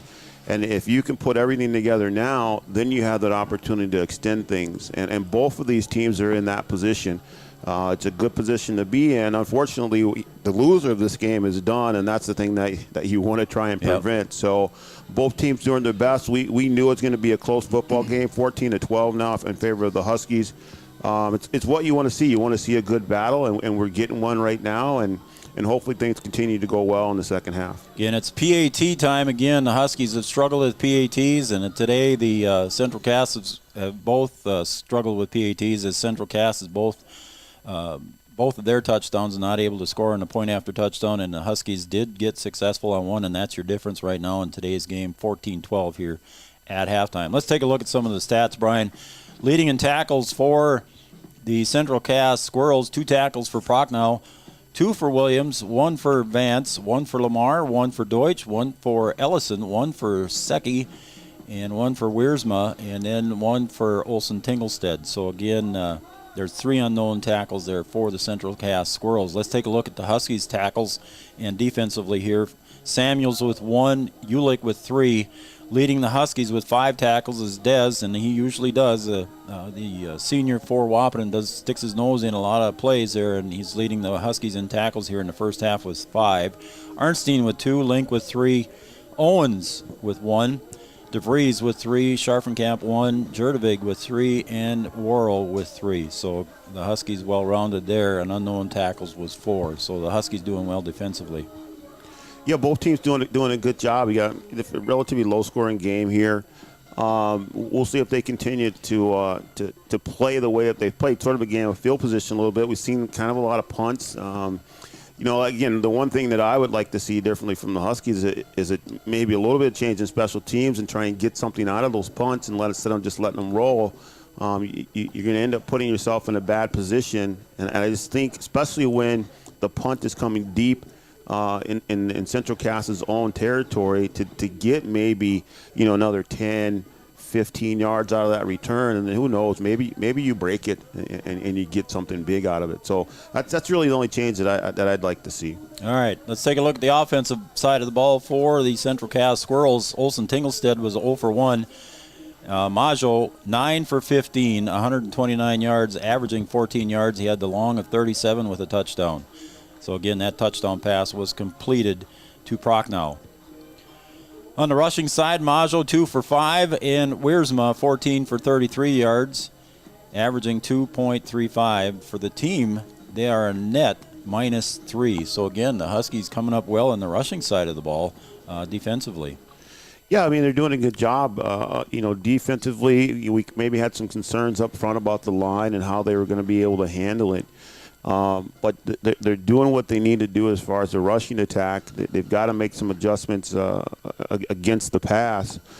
Central Cass doing a good job with their hurry-up. I think you're going to see more of that in the second half, and the Huskies are going to have to adjust to that. All right, receiving-wise for the Central Cass Squirrels, Prochnow with 5 receptions, 94 yards, averaging almost 19 yards of reception. He had the long of 37 for the touchdown for the Squirrels. Lamar had 1 for 11. That's the play where he got injured coming across the field trying to make a cut up field and hurt his right leg, so we won't speculate any more than that. It was a right leg injury for Peyton Lamar. 1 catch for 11 yards. Deutsch with 1 for 11. Ellison with 2 for 13 and his long of 12. So the Huskies kind of not doing too bad defensively on the pass play either. No, they're doing a good job. They're seeing a lot of things that they run. Some of that underneath stuff. Some a lot of things in the flat. Prochnow just a ton to handle in the passing game, doing a good job for Central Cass. And Huskies just going to have to contain it a little bit. I think you're going to see more of that. Some slants, some of the underneath, kind of sitting in the zone there. It's the same thing that the Huskies run, the little underneath routes. You're just going to have to be ready for it, and the hurry up too as well. All right, let's take a look at the offensive side of the ball for the Huskies. Schaefer, 500 or 50% completion rate. He's 8 of 16 for 156 yards. He's got 2 touchdowns with a long of 64, and that pass was completed to Samuels at the 3:06 mark of the second quarter, and that put the Huskies up 14-12 at the time. So Schaefer, again, having a good day for the Huskies, throwing the ball. Let's look at the rushing for the Huskies. Arnstein, 7 carries for 12 yards. Schaefer, 4 for 11. Huskies at a -11 net yards. Again, a little bit of a struggle here for the Huskies running the ball, but defensively for the Squirrels, they're doing well. You just kind of see a mirror of two teams here. They're just kind of looking at each other, and they get the same thing back. Central Cass doing a good job against the run. Having not a tough time against the pass, but that's where both teams have been productive is through the air. So we'll see if Central Cass can continue to do the same thing on defense, and we'll see if the Huskies can maybe pick it up a little bit on the ground. Maybe you get Schaefer, picking up some yards with his legs. Maybe some called draws to get him some yards too as well. But the other thing, the big thing for both teams is take care of the football. Receiving yards for the Huskies. Samuels had 3 receptions for 88 yards and a long of 64. Ulick 1 reception for 22. Dez 3 for 38 and Arnstein 1 for 8. And a touchdown each for Samuels and Dez, so each with a touchdown for the Huskies. Again, the Huskies missing another offensive weapon, and Caden Kappas not here today. But I'm sure he's watching with his family. His grandma and grandpa were watching as well, so I'm sure they're watching. So hi to Caden, Chris, and Danette. So we want to thank all those guys for tuning in. I'm told my nose is red right now. That's what I'm being told here. So you must have me on camera or something. Well, I did have you on camera there, too, so it is a little chilly up here. We know we have a lot of local people listening and watching, especially those players who can't be here today. But my dad's watching. Your dad's watching down in Illinois, Yeah, huh? he is. Nice. Thanks for tuning in there, Coach Watson. We appreciate you tuning in and listening to Three Borders Sports Network. Jalen Romerine just sent a text. She's listening too. Thank you, Jalen. She's tuning in. I believe she's up in Grand Forks going to school at that other school up north. Come on now, that's the good school. Okay. Hattie Merole tuned in. We got a lot of folks watching there. If you want to shoot me a text, that's fine. 701-640-2619. I want to thank you guys for tuning in. We're reaching outside our 3 borders there, Joe. We are. We're outside the 3 borders, which is great. We're down in Arizona with Noel Eckroth. That's pretty cool. And you guys can send me a text if you'd like. 701-640-2619. We know we got a bunch of fans sending messages on our Facebook page. We appreciate all the folks from Castleton tuning in as well. And hey, I just got a message here from the Kahlers. The Kahlers Kitchen, they're watching today too. So Jordy's tuned in, buddy. We like it, Cooking with the Kahlers. We'd like to see that show back on the air. Maybe this summer we'll see that again. Maybe this winter they could cook us some hot dish. So we could get some hot dish up here. I'd take anything warm now. Yes, right now it would be nice. I stepped over in the booth to get the stats here at halftime, and in the booth next to us, and they didn't have their windows open, so it's nice and warm in there. But here we are in the booth. We've got some windows open. We're a little warmer than being outside, but it's still chilly in here. And I've got my feet actually up on top of the heater down below us, and it's working hard to keep us warm. I think we'll take a break here, Brian. Can we do that? I think I can probably whip something up here. It'll take me a second. All right. We'll take a break, and we'll come back with the start of the second half. We'll take a break from Frank Verton Field on the Farmers Union Insurance scoreboard. The Wahpeton Huskies 14, the Central Cass Squirrel 12. We'll be back after these messages. At Richland IFC, we work closely with our producers to utilize superior cropping and processing systems that yield products and ingredients of the highest quality and integrity. At Richland IFC, we are dedicated to working with growers through relationships based on longevity and mutual benefits for all parties involved. Richland IFC and its growers utilize superior cropping and processing systems that yield products and ingredients of the highest quality and integrity for our food manufacturers. Richland IFC proudly supports Husky sports. Thrivent Financial wishes the Wahpeton Husky Fall sports teams and coaches the best of success. Thrivent is proud to have the opportunity to support this community and help those who live and work here make the most of their time, talents, and treasures. Call Will Ulick, your local Thrivent financial professional. If you're interested in putting plans that align with your values into action, please call Will Ulick at 701-642-1108. Thrivent Financial. The Wahpeton Daily News wishes all of the Wahpeton Husky sports teams the best of luck this fall. The Wahpeton Daily News thanks you for supporting local journalism, including the News Monitor and the Daily News. Keep up with local news, sporting events, and personal interest stories in our papers. The Daily News offers an e-newsletter for more information at your computer. Check out www.wahpetondailynews.com for much more information. The Daily News supports all area sports teams and wishes the best of luck this season.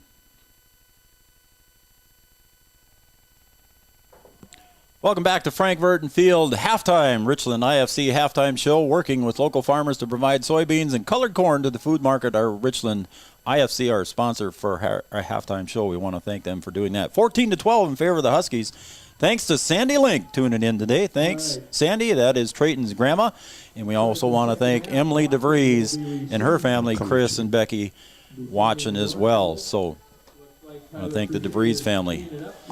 Former Lady Husky watching the game, enjoying from a nice, warm living room, I'm sure. And again, we want to thank all the Castleton folks for tuning in as well. Tyler Cruchet back to kick for the Squirrels. We're about ready to start quarter number 3. Bang, and it goes. Rolls inside the 30, picked up at the 27 by Tori Ulick. Weaves and threads his way across the 40 to the 45, and he's tackled there at about the 46. It'll be 1st and 10 for the Huskies, so a good return, positive yards for the Huskies. Good start there, able to pick up some yardage, move yourself down the field, put yourself in decent starting field position to start the second half. So again, positive yards for the Huskies there as Ulick comes up forward. No flags on the play, so it'll be 1st and 10 for the Huskies at their own 46. We're just inside 12 minutes to go here of the third quarter. Terry and Greg watching. Emma, Aiden, thank you. Dez gets the reception. He's going to get it right, not even back to the line of scrimmage out here in the flat. And tackled there, I believe, we're going to give to Tinglestead. Was over here. So it'll be a loss of 1. 2nd and 11 now, ball placed at the 45. Not what the Huskies wanted there in the first play out of the halftime. No, you know, these two teams, man, they look alike. They run a lot of the same things, and just one in the flat there, maybe get a little one-on-one with Dez, see if he can break it. But Central Class doing a good job in the open area there to make that tackle. Schaefer takes a snap, drops back 2 steps, looks to his left now, rolls to his right, and he's got to throw it to get rid of it, and does get it. And a pass completed over on the near side to one of the coaches on the side. And there's a flag. There. I think it's going to be intentional grounding because I didn't see a receiver in the area. And it is intentional grounding against the Huskies.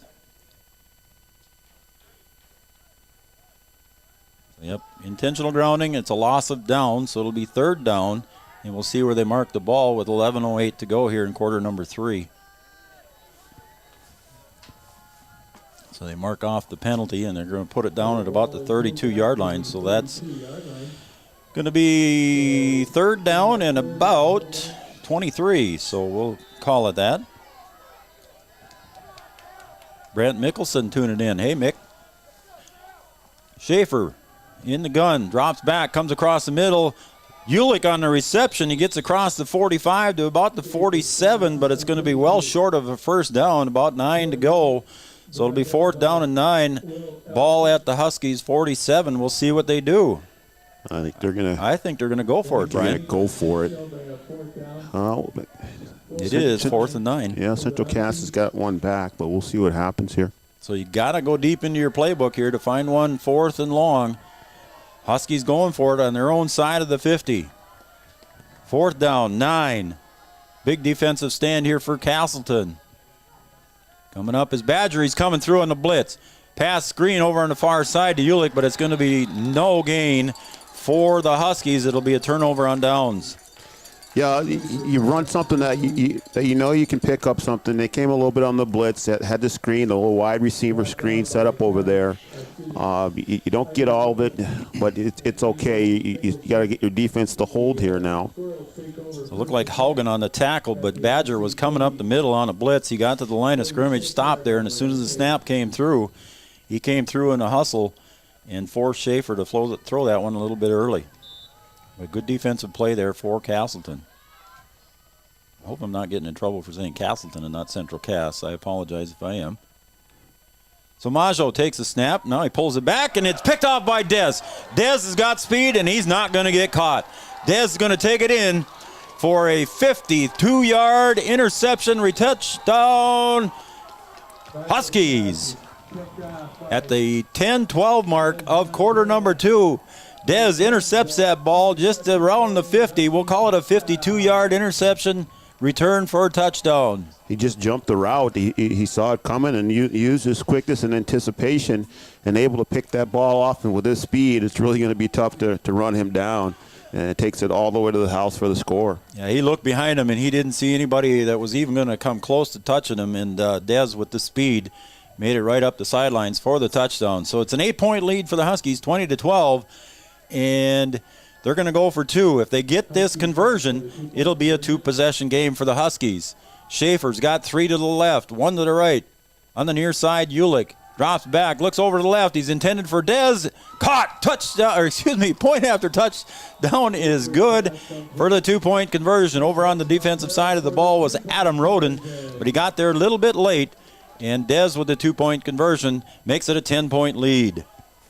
Doing what they need to do there, stretching out that lead, getting that 2-point conversion, that thing that could be difficult for both teams, and the Huskies able to take advantage of it there. So an interception returned by Dez of about 52 yards, and he gets the 2-point conversion, makes the lead now 22-12 in favor of the Huskies here at home at Frank Burton Field. So it's a 2-possession game now on Castleton's, the Central Cass Squirrels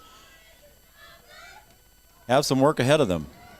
But we saw in the end of the first half there, Brian, they came back and scored in a hurry in that hurry-up offense. Yeah, I don't think you can relax if you're Wahpeton. You just got to continue to play smart, good, solid football, because you know Central Cass is going to come back. I mean, you can make up for those mistakes, and Central Cass has the firepower to do that. Andrew Lundsetter and his dad watching. Hey, Andrew, thanks, guys, for tuning in. Appreciate that. Appreciate the comments. Dez going to kick it off, and a little high pooch kick. And it's caught at the 40-yard line, and it's returned by the 40-yard line, and that's Deutsch, and he gets across the 50 to about the 48-yard line of the Huskies. He went all the way across the field, and for positive yards, he got about a 12-yard kickoff return for Deutsch. So here we go. Central Cass in a good starting position here. Just got to take care of the football. You might see some more hurry up here, too, as well. That's been effective for them. So we'll see how quick they come to the ball here and snap it. Again, they haven't huddled the whole game, but they look over to the sideline for signals. At the end of the first half, they did that hurry up. Trips to the left. Maggio in the backfield in the gun position. Hands the ball off to Wiersma. Wiersma across the 45, inside the 40, carries it forward for a first down at the 35. Positive yards there for Wiersma, carries about 13. And here they go, hurry up now again. Yep, they're right on top of the ball as the referee puts that down. Ball is signaled for ready for play here as soon as the White Hat waves his arm and the clock starts. Maggio hands it off to Wiersma again across the 35. Inside the 30, breaks some more tackles. Gets inside the 25. Again, a carry of about 13 for Wiersma. First down for the Squirrels. Just moving right down the field, able to keep the ball on the ground and picking up positive yardage and working quickly. Huskies having trouble with this hurry-up offense. Maggio drops back, looks across the middle. Pass intended deep, and it's caught across the middle for a touchdown from 23 yards, and it is caught there by Deutsch. And no flags on the play, Joe. There's Central Cass doing exactly what they needed to do, and they did it quickly. Like I said, they're not going to go away, and they can score in a hurry. That hurry-up offense working well for them. So pass to Deutsch from about 27 yards out. 22 yards out. Marked that one too far. It's wide open on the post pattern there. Squirrels now go for two, trailing 22-18.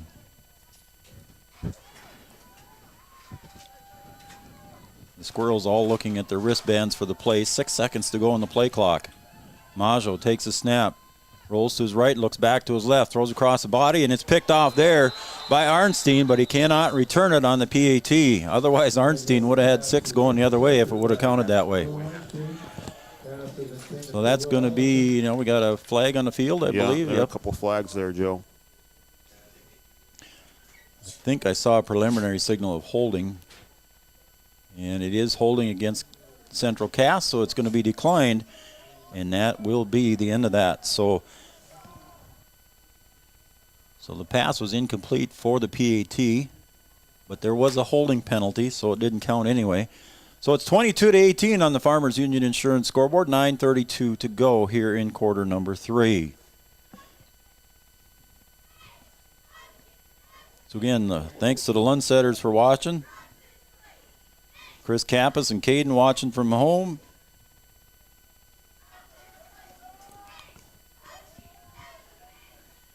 What else we got here? Thanks for the live stream from Iowa. Graduate of Central Cass and NDSCS, Uncle Logan Prochnow. So again, a Castleton Squirrel, Central Cass Squirrel, fan watching from Iowa. Uncle Logan Prochnow. Or he's an uncle to Logan, So we want to thank the Prochnow family for tuning in from Iowa. Again, we're stretching out our borders there, Joe. Yeah. 9:32 to go in quarter number 3. Again, about 40 seconds I've got on the clock there for Castleton to come down and score that one. There's a short kickoff picked up at the 28-yard line. Coming to the near sideline and breaking a couple tackles and getting up across the 45 to about the 46 is Bo Arnstein. Last week we were lucky enough to have Ryan Smith in here in the booth with us last week, and he was very impressed with the speed of the youngsters for Wahpeton. Arnstein and Kappas, Ulick, all those guys can run pretty good, and anybody knows speed from Wahpeton, that's a guy named Ryan Smith. Yeah, that interview with Ryan has been posted online. The full Devils Lake game has been posted. We had some issues during that game, but we were able to recover it. And if you want to listen to that interview, you can go back to our YouTube page and take a look at that Devils Lake game. All right, the Huskies take over on their own 46. 1st and 10. Pass intended and caught for Ulick. He gets down inside the 45 of the Squirrels to about the 42. Pass complete. A gain of about 12 for the Huskies. First down. Good little short pass there, a little slant. Again, like I said, Central Cass seeing a team that runs sort of the same thing that they do. Tammy Dykey and family, hey, thanks for tuning in. Appreciate it. Appreciate the comments. Thank you very much. Watching a good one here. 22-18 on the Farmers Union Insurance scoreboard. 1st and 10 for the Huskies at the Squirrels, 42-yard line. Ball on a near hash. Schaefer barks the signals, drops back, fakes the handoff. He finds Samuels in the flat. Garrett's at forward, gain of maybe about 3, Brian, maybe 4. We'll see where they mark it. Just a short gain there. Nice, clear, sunny afternoon here in Wahpeton. We're going to say it's a gain of 4, so it'll be 2nd and 6 for the Huskies. Ball at the 38-yard line of the Squirrels. And you can see the snowbanks on the side of the field here at Frank Burton. Nice job of cleaning off the snowbanks by Ryan Steffen and the crew here at NDSCS. Schaefer alone in the backfield. He's got 3 to the left. Samuels in the tight end position on the left. Looks to his left. Ball complete, and a battle for the ball, and almost picked off and intercepted. It was a combination between Arnstein and the Deutsch, I believe, on the far side there. And Deutsch almost made the reception, and Arnstein broke it up. Arnstein had to become a defender there on the exchange. Deutsch doing a good job on D, almost coming away with that thing. That'd be big for Central Cass right now to be able to turn it over.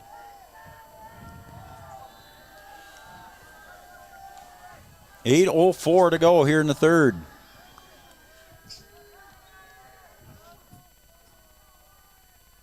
Schaefer drops back, looks to the right. Pass intended in the flat, and a tackle over on the near side. They're going to say it's a catch over on the near side. And on the tackle was Roden. And Tori Ulick made a nice catch on the sideline for the first down for the Huskies. Nice little toe tap over there by Tori. We're under 8 minutes to go, 22-18. That thing was right on the sideline. It was, and Ulick did a good job getting his feet in bounds. He learned that from his father, I'm sure. Schaefer in the pistol. Takes a snap, rolls to his left. Now he's got to come back to the right. He's going to roll to his right and use his feet. Gets across the 30, inside the 25, and marks down at about the 25, gets a short gain. Got all he could out of it. Good coverage again by Central Cass back there. Nowhere to go. With the sunshine out there, Brian, I was going to make a comment here a little bit ago. I can start to see some turf starting to fly from the spikes. So the field might be thawing out just a little bit here, so the surface might get slippery. We'll soften it up a little bit. Farmers Union Insurance scoreboard, 7:47 to go. 22-18, Huskies looking to add to the lead. 2nd and 8. Schaefer, twins right, twins left. Takes a snap, and a blitz coming through. And the Huskies had a called right with a screen across to Arnstein. Gets across the 15 into the Scots Electric red zone. Ball whistled down at about the 13-yard line. We'll say the 14-yard line as they move it back a little bit on the spot. So we're inside the Scots Electric red zone. They have electricians to handle all your needs. Scots Electric, your red zone sponsor, the Huskies, at the 14 of the Central Cass Squirrels. Joe, great play called there. Yeah, it was. A little pressure coming up the middle, little screen there, little middle screen. Huskies able to take advantage of Central Cass coming with that pressure. I saw Badger coming up the middle there, and Huskies did a good job of calling screens. Screens always usually work with blitzes coming up. Dez, and that time they're going to say it was a forward pass, incomplete, as that was close to a lateral. So the Huskies get lucky on that one. Yeah, I think if we're in the NFL, they're reviewing that one. That one pretty close. Looked like he caught that and made a football move, but they'll call it incomplete. 7:12 to go in quarter number 3. The 22-18 lead for the Huskies. Looking to threaten again here from the Scots Electric red zone. Twins to the left, Ulick to the right. Samuels in the slot position. Schaefer with a little pitch pass there up forward to Samuels. Fights his way up close to the 10. Nice little pitch play there that we hadn't seen. Samuels comes across. We got a flag on the play there too, Brian. Late coming in after the tackle. This might be a hold here maybe, or a late hit. See what they call. Face mask maybe. Personal foul against the Huskies. So that's going to move the ball backwards as the Huskies were making some positive yardage there. So let's see where they... Flag lays at about just inside the 10-yard line. The ball is outside the 10-yard line. It's going to be marked off against the Huskies from the spot of the foul. I didn't see what happened. I didn't either. It didn't look like there was any extra activity there, but this is a thing that's hurt the Huskies in a couple games where penalties come at the wrong time, and certainly down there threatening to score. That's when you don't want to see a penalty like that. Something that's controllable. That's something that you really don't need. So it's 3rd and 22 from the 25-yard line for the Huskies. 6:50 and counting. Quarter number 3. Dez comes in motion to the near side. Schaefer's going to roll to his left. He's looking over for Link. Not there. Got to go down toward the middle of the field, and it's picked off in the middle of the field there by Prochnow. And he returns it back for a couple of yards. So the Central Cass Squirrels pick it up on an interception with 6:35 to go in quarter number 3 on the interception. Pass intended down there, and Schaefer didn't quite hit the right target. Well, that's what you don't need. There's a penalty that really cost you a score. I mean, you're right down there in scoring territory. Now you got to move back. You run something different. You take a chance, and then you end up turning the ball over. Central Cass getting exactly what they needed. So Central Cass, Maggio at the quarterback. Takes a high snap, puts it in the belly of Wiersma. Gets up near the 15. He's going to get gang tackled there by the Huskies at about the 15, maybe 16-yard line. So short gain there for Wiersma. Now, Huskies got to turn it up here on defense. Central Cass, their offense has been good. They scored right away when they needed to after the Husky touchdown. So now if they go back into this hurry-up, Huskies have got to adjust and see if they can get them off the field. So I see Traden Link getting up. I saw Hunter Owens getting up from that tackle. Again, it was a gang tackle there by the Huskies. We're under 6 minutes to go here in quarter number 3. Snap to Maggio. He's looking back across the middle. Now comes out in the flat. Pass complete. And a tackle for a loss by Dez. Pass was completed on the near side to Ellison, but Dez was right there for the tackle on that wide receiver screen. Dez doing a good job on the outside. Able to make a good open field tackle. So now it's going to make 3rd and about 11 here for the Squirrels. Deep in their own territory. Again, the Huskies looking to have a defensive stand here and get the ball back in decent shape. 5.5 to go here in quarter number 3. Squirrels taking a little bit more time on this offensive possession, Brian. Yeah, they're taking their time. They want to try and be productive, but the hurry-up's been really good to them. Maggio drops back.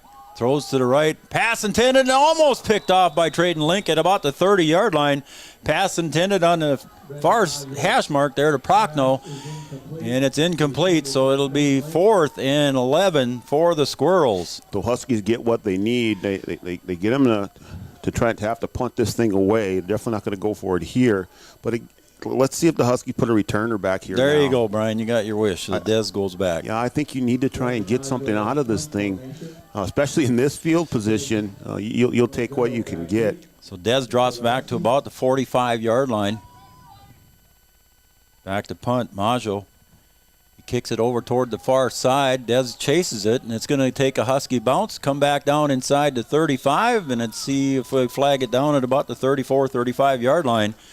So again, the Huskies hold defensively deep in the Squirrels' territory, and it'll be Husky ball just at the 35-yard line. So Huskies getting a good field position here, Brian, to see if they can add to their 4-point lead. Yeah, you got what you want. You got the defensive stand down there with Central Cass deep in their own territory. You get them to punt the ball. You put somebody back there, which you like to see. You don't get a return, but you get a good bounce. Now you gotta take care of the football down here and see if you can punch one in again. So Schaefer all alone. He's got Dez in motion to the left. Takes a snap, drops back, looks to the right, pulls it back down, and he's getting chased. He does get it off just in time on the near flat. And that pass, I believe, was completed to Arnstein for a gain of about 3. Chasing down Schaefer in the backfield was Miles Vance. Coming down hard on him, and the big guy at 6'2" and 230 was chasing down Schaefer in a hurry. He was coming hard after him. I tell you what, he did a good job to get rid of that ball, or else he was gonna come down hard. Yeah. Big guy was chasing him down. So Blake Schaefer, barely $160, and Vance coming in at 230. Could have made a dent. Schaefer back in the backfield again. Here comes Badger on the blitz. They complete it on the far sideline to Samuels. Breaks a tackle, but he's again tackled up there. He's up to about the 27-yard line, and on the far side he was tackled. And we got a looks like we're gonna have a timeout. Husky that's down there. Samuels getting up slow, and he made it back to the huddle okay. So it's going to make up 3rd and short here for the Huskies, about 3rd and 2. Ball at the 27-yard line of the Squirrels. Huskies again in 4-down territory to make 2 yards. Yeah, you got 2 plays to pick it up here. Central Cass going to have to try and pull up the bootstraps and see if they can hold them here. And the Huskies kind of shot themselves in the foot with a penalty the last time they were down here. Inside the Scott's Electric red zone, see if they can make it in there again. Schaefer drops back, looks to the right. Now he's going to take it on his own, and he's inside the 20 to the 15, and he runs out of bounds, saving himself a tackle. And chasing him there was Ellison, pushing him out of bounds. So it's a 1st and 10 from the 15 inside the Scott's Electric red zone. Scott's Electric, they have electricians to handle all of your electrical needs. Scott's Electric, our red zone sponsor. Inside the 15, Brian. Doing what you need. You needed to pick that one up for sure, but you got to take care of the football down here in deep in Central Cass territory. You turned it over last time, and you got to stay penalty free too as well. Penalty free is key. Ulick and Dez to the right. Far side Link. Schaefer rolls to the left. Little flat screen out to Samuels at the 10. He's going to fight a couple tackles, and trying to rip the ball out of there was Miles Vance. But Samuels getting up slow again.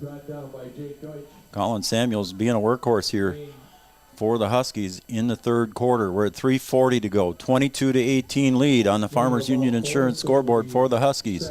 It's going to be about 2nd and 6 for the Huskies. Ball right at the 10-yard line, far hash. A lot of plays being done on the south end of the field here in this quarter.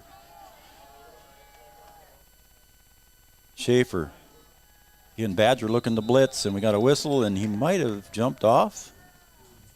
Whistle before the play. We'll see what they say. I think maybe Badger might have got a little too close. We'll see what they say. Nope, it was illegal procedure against the Huskies. So, again, there's one of your penalties, Brian, going backwards. Yeah, you have a penalty last time down there, unsportsmanlike, and then now here you are again in position to score, and you push yourself back. You've just got to play clean football. Keith and Cindy Borchert listening and tuning in. Thanks, Keith and Cindy, and I appreciate the comment, Keith. I don't know if that's true or not, but I appreciate the comment. Schaefer back in shotgun formation, drops back now, and he looks to his right over in the flat, and pass completed across. I can't tell if that was Samuels again. Yep, it was. Again, Samuels must be pretty tired or sore because he gets up awful slow every time with a little help from his friends. Well, you know these guys with the numbers that they have. I mean, they already play both ways, but you've got a lot of kids that are spending a lot of time on the football field. You're getting late down in this one, and we can see fatigue kind of maybe play a factor in this one. So 3rd and 7 for the Huskies. They got to get down in the 5-yard line area in the Scott's Electric red zone. The Huskies looking to add to the 4-point lead. Dez goes in motion. Schaefer's going to roll to his right. He looks to his right. Wide open touchdown. Tori Ulick on the 17-yard touchdown, 12-yard touchdown pass to Tori Ulick. Just another good play. We've seen that action a lot. Schaefer rolling right, and Ulick able to find an open spot in the corner of the end zone, and the Huskies get what they needed, another score down there deep in Central Cass territory. So a little fake to the left, and Schaefer rolls to his right, finds Tori Ulick in the flat, in the right, just inside the pylon and the sideline for the touchdown, makes the lead 10 points again for the Huskies. So it's a 2-point, or a two possession. Getting cold, my lips are not even working. 28-18, Huskies lead. Snap, Schaefer takes a high snap, rolls to his left, looks over on the far sideline, nobody there. He's got to come back at the near side. Arnstein at the 5. Arnstein in for 2. Good playmaking ability there by Schaefer on the roll to the left. Had to come back to the right. And Samuels is still down on the field. But the pass was completed for the PAT. Makes the score 30-18 as Samuels still on the ground as Chantel Schutt attends to him at the 6-yard line of the Huskies. 2:04 to go here in third quarter. 12-point lead for the Huskies. We can take a break, Brian. I think we'll take a break here as Chantel Schutt's attending to Colin Samuels, who's been getting up slow, and he was blocking on that pass. And we'll take a break. And when we come back, we will have more of quarter number 3 right here on 3BSN. This is Three Borders Sports Network. Thrivent Financial wishes the Wahpeton Husky Falls sports teams and coaches the best of success. Thrivent is proud to have the opportunity to support this community and help those who live and work here make the most of their time, talents, and treasures. Call Will Ulick, your local Thrivent financial professional. If you're interested in putting plans that align with your values into action, please call Will Ulick at 701-642-1108. Thrivent Financial. Bo Arnstein on the 2-point reception for the PAT puts the Huskies up by 12, 30-18 with 2:04 here to go in quarter number 3. Dez going to line up for the kick. Again, we know the Squirrels can score quickly, Brian, so it's not over by any way. Dez going to kick it from his own 40, goes deep with the kick. Wiersma comes over and catches it at about the 22. Stops, moves to the left, and a nice tackle there in open field at about the 32, and that tackle was by Tori Ulick. So again, the Huskies coming in here short-handed with about 22 players dressed for today's game. Hunter Owens with a little bit of a limp. Tori Ulick gets up from that one with a little bit of a limp. Huskies short-handed today. A lot of these guys want to come back and play in November, with the Central Cass Squirrels included. We'll try and continue your season. Jen Byer cheering on from the warmth of her couch, watching us on the big screen. Thank you, Jen. Go Huskies, she said.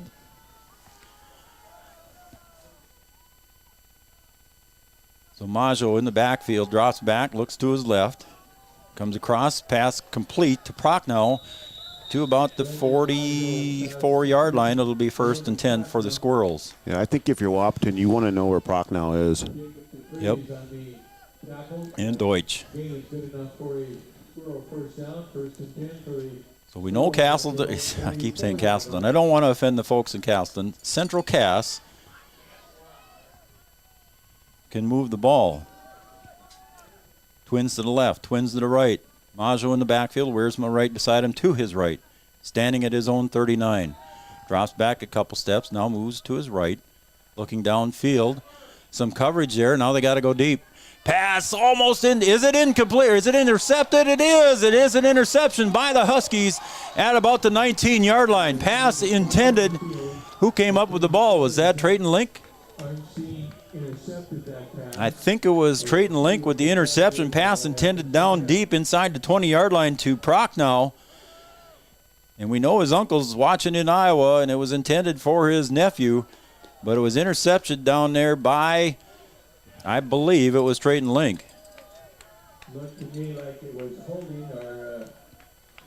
Oh, the flag. Oh, there's a flag back at the 38. It's coming back.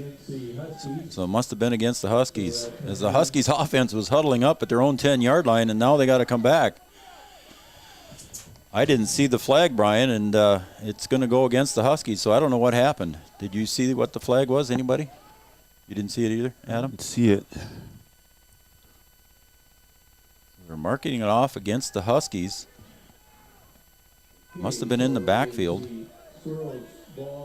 So it was against the Huskies.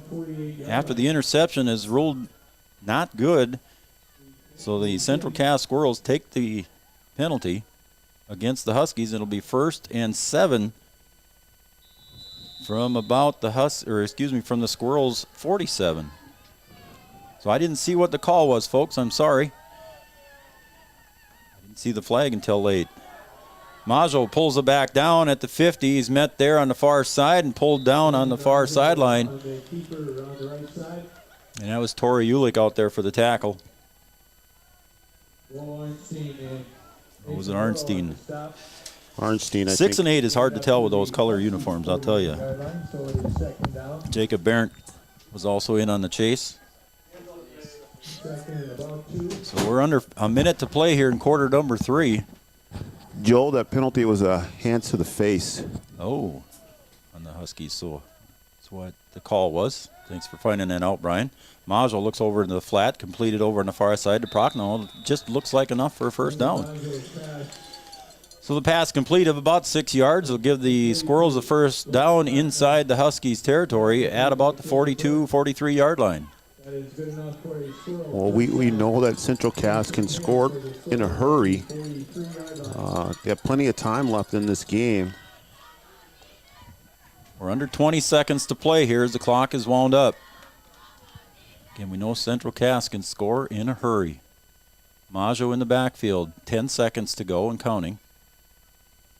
Takes a snap. Wiersma goes around the left side, and he's met there by some Huskies. I see Scharfenkamp in there for the Huskies, and it's no gain, and that will end our third quarter. So on the Farmers Union Insurance scoreboard, at the end of the third quarter, your Wahpeton Huskies 30, the Central Cass Squirrels 18, and we've got an injury on the field. We'll come back and tell you who it was right after this message. This is 3BSN. Expert service for season-long performance. RDO does that in Breckenridge. Leaf and snow removal seasons challenge your equipment. Make sure it's prepared for the tasks ahead. At RDO, we'll perform all regularly scheduled maintenance and switch out attachments, so your John Deere and other brands will run at peak performance all season long. We'll even pick up and deliver your equipment. Talk about easy. Call 218-643-2601 to schedule service at RDO in Breckenridge.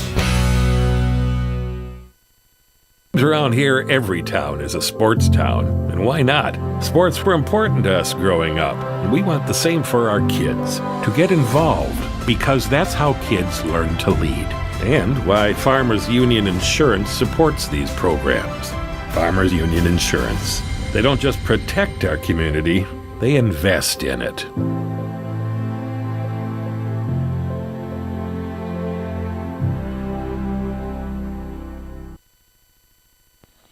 Scott's Electric in Wahpeton is a proud supporter of high school athletics.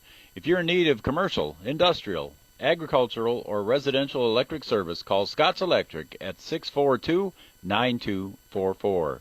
Licensed and bonded in North Dakota, Minnesota, and South Dakota, offering 24-hour electrical service.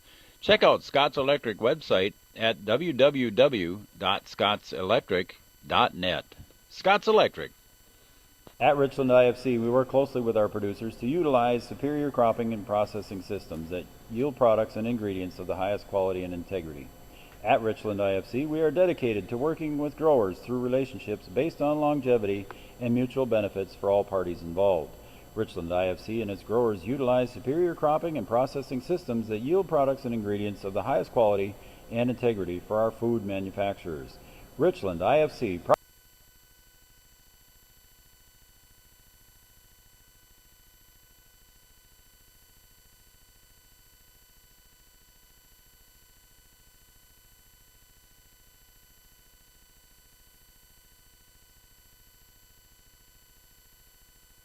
Maggio completes the pass, almost broken up by Arnstein. Maggio with the completion to Prochnow at the 5-yard line. It'll be first and goal from the 5 for the Central Cass Squirrels. Maggio takes the handoff, or gives the handoff to Wiersma, and he's tackled there. I believe that was Jurdevig. And coming to the sideline on that injury was Landon Scharfenkamp. Again, it looked like a leg injury. Not going to speculate where his leg injury was. It's going to be second and goal from the 4 for the Squirrels. They trail 30-18 as we begin quarter number 4. Maggio in the backfield at quarterback, in the pistol position. Wiersma right beside him, to his right, trips to the left. Takes a snap, looks to his right, fade pattern into the corner. Prochnow pushes away and gets the reception, and he gets the reception for the 4-yard touchdown pass completed in the corner of the end zone.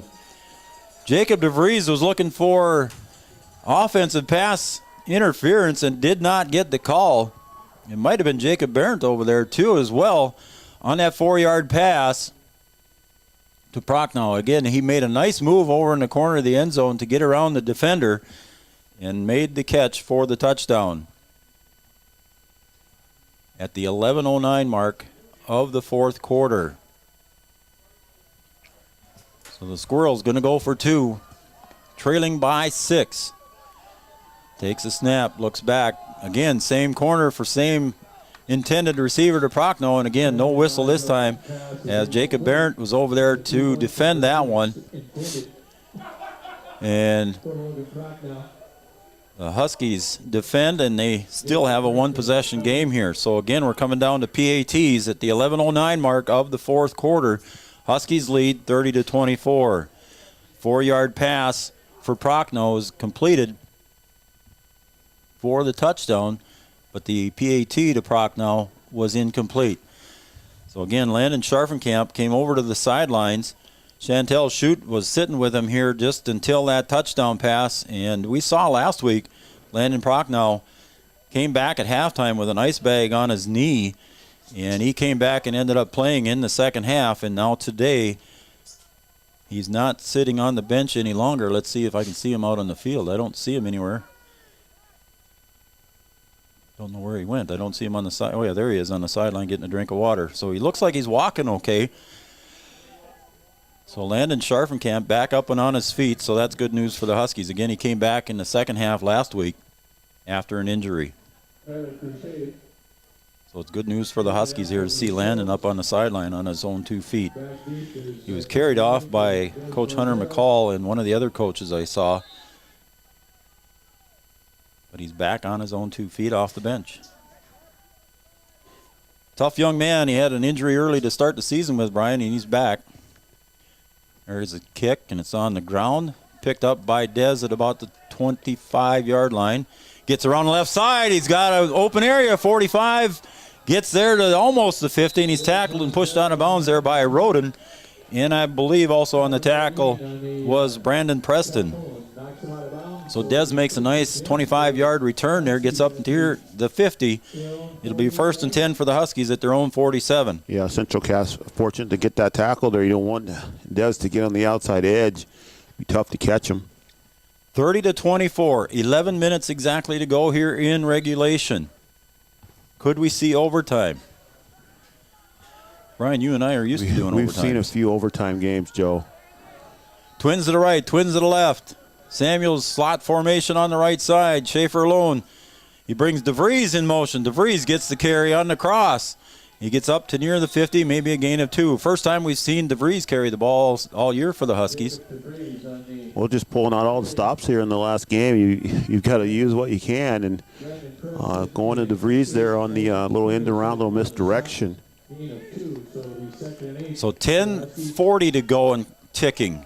Huskies lead by 6, 30-24 on the Farmers Union Insurance scoreboard.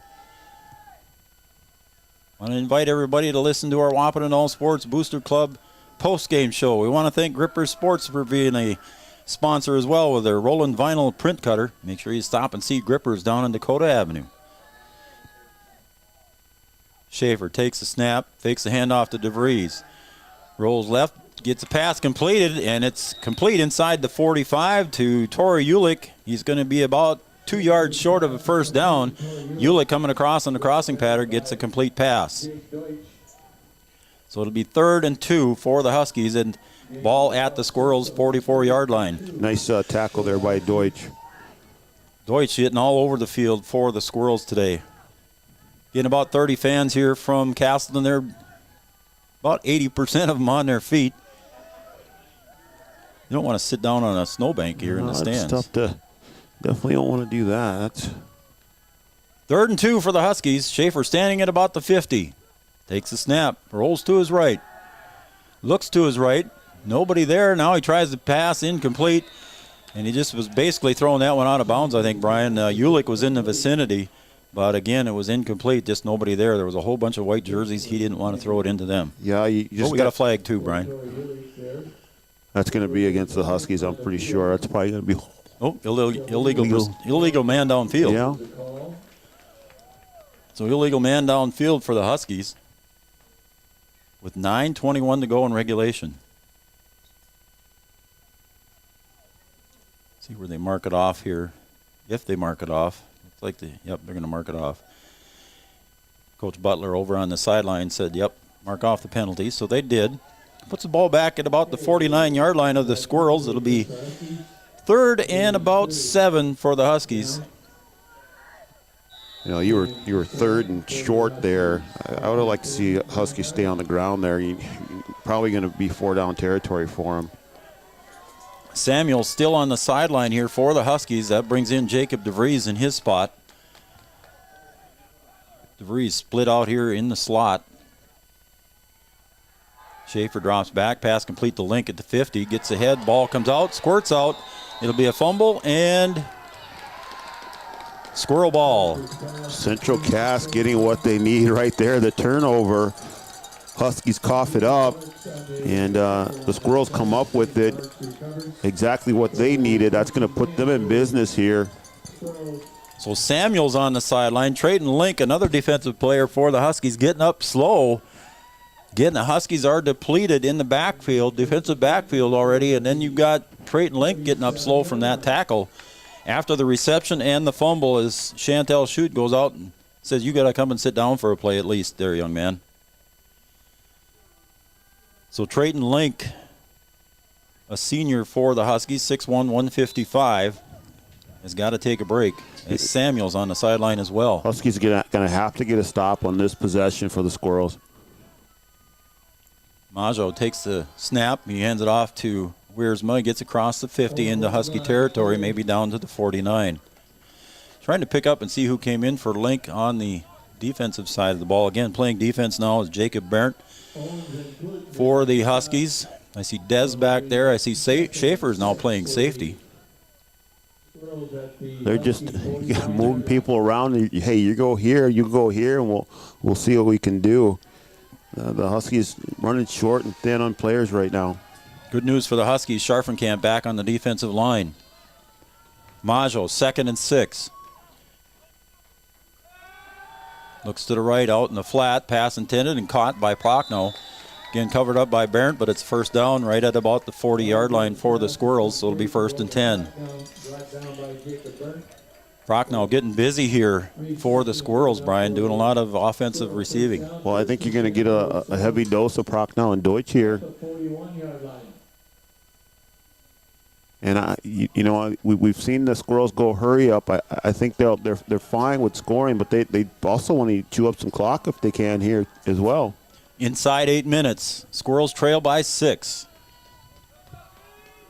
Majo barking signals. Could hear him up here. Wiersma goes off the left side and dragging him down from behind. I believe that was DeVries.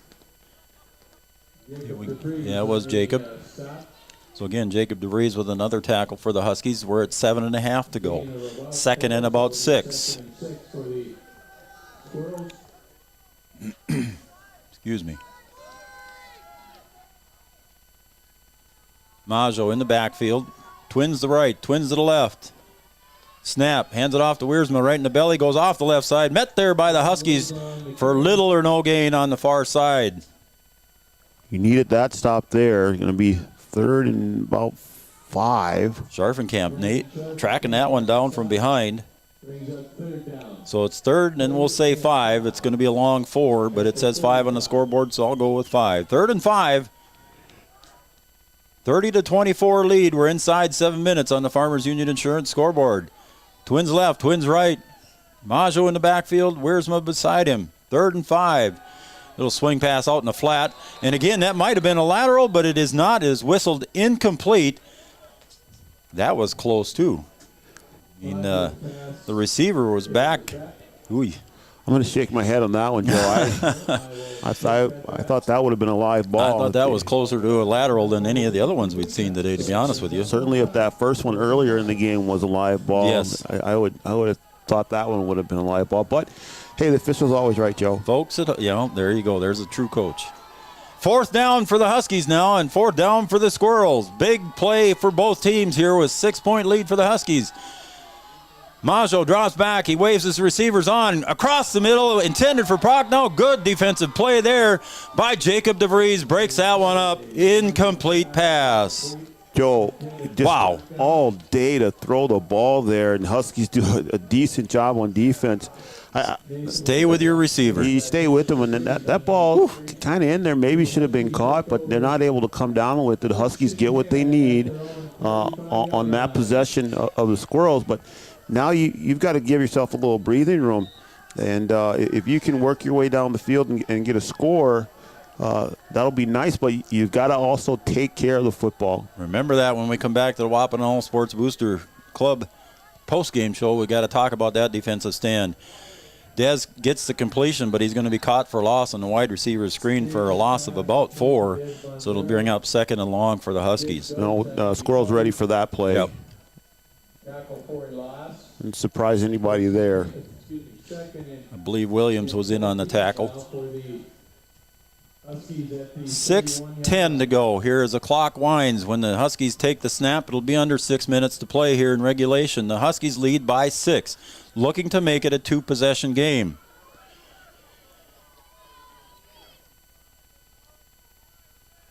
Second and 14. Ball at the 31. Snap. Schaefer hands it off to DeVries, weaves his way up through, gets forward for a positive gain of about 3. It'll be 3rd and long for the Huskies. They're going to mark it short of the 35. I thought he got up to the 35, but it's going to be short at the 34, so it'll be 3rd and 11. Getting the Huskies. Gotta be safe here. Gotta be conservative. Huskies cheerleaders on the sideline trying to get the fans riled up. Again, on the sideline, Colin Samuels standing by Chantel Shute. He's on his own feet, but Chantel's keeping an eye on him. Schaefer takes a snap, gives it off to DeVries, gets across the 35. He's going to get up near the 40, but he's going to be short of a first down by about 3 or 4 yards. Well, more than that, 5 yards. So it'll bring up 4th and 5 on the carry by DeVries. Yeah, good safe play there. And I think the Huskies are going to have to kick here. Yeah, it looks like they're bringing in the punt team. So Tori Ulick's going to drop back in punt formation. So it's 4th and 5 from their own 40. And the clock is moving here with 20 seconds on the play clock. 4:30 to go here in regulation. Huskies lead by 6. Back deep for the Squirrels is Jake Deutsch. Going to need a decent kick here. Torrey gets it up. Good high kick. Comes down at about the 35. And they think that he touched it, and no, he didn't. So Deutsch did not touch the ball, so Des thought he did, and he picked it up and tried to carry it in, but was to no avail, as the referee said no. So the ball's blown dead at the 30-yard line. Yeah, Deutsch did a good job get away from that thing. You definitely don't want that ball to touch you there. As that would be a turnover there, and the Squirrels definitely don't need that right now. As hard as the field is, not a lot of roll out of that. Yeah, it could take a funny bounce too, but it, like you said, it just kind of died when it landed. All right, here we go. 4:09 to go on the board. Huskies lead by 6. Majo got a pink sleeve in honor of cancer. Drops back, looks deep to the right.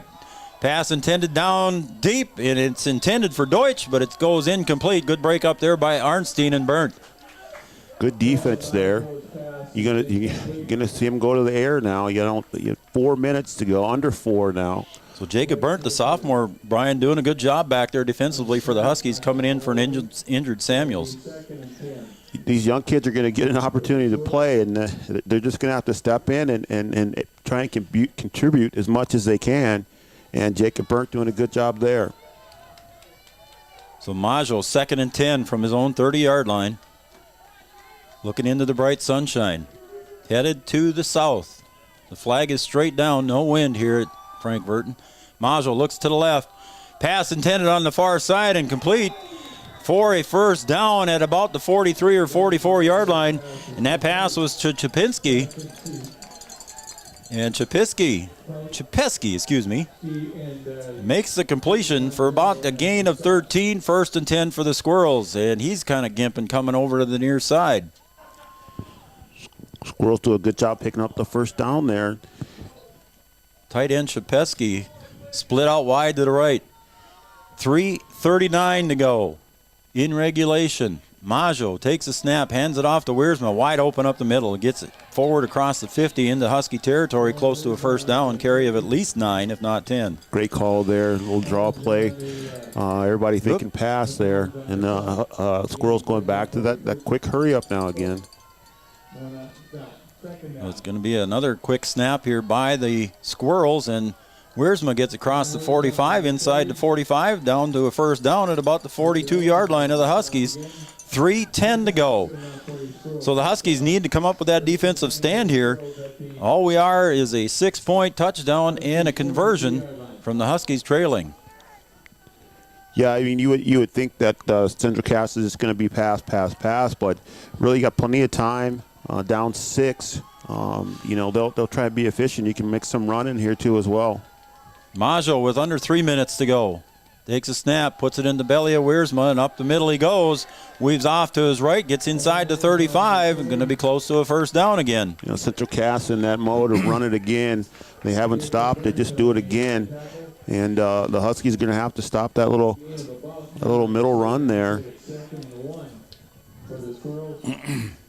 Worrell comes back in for the Huskies. You go 2nd and short. 2:25 and the clock is ticking. 3 timeouts left for each team.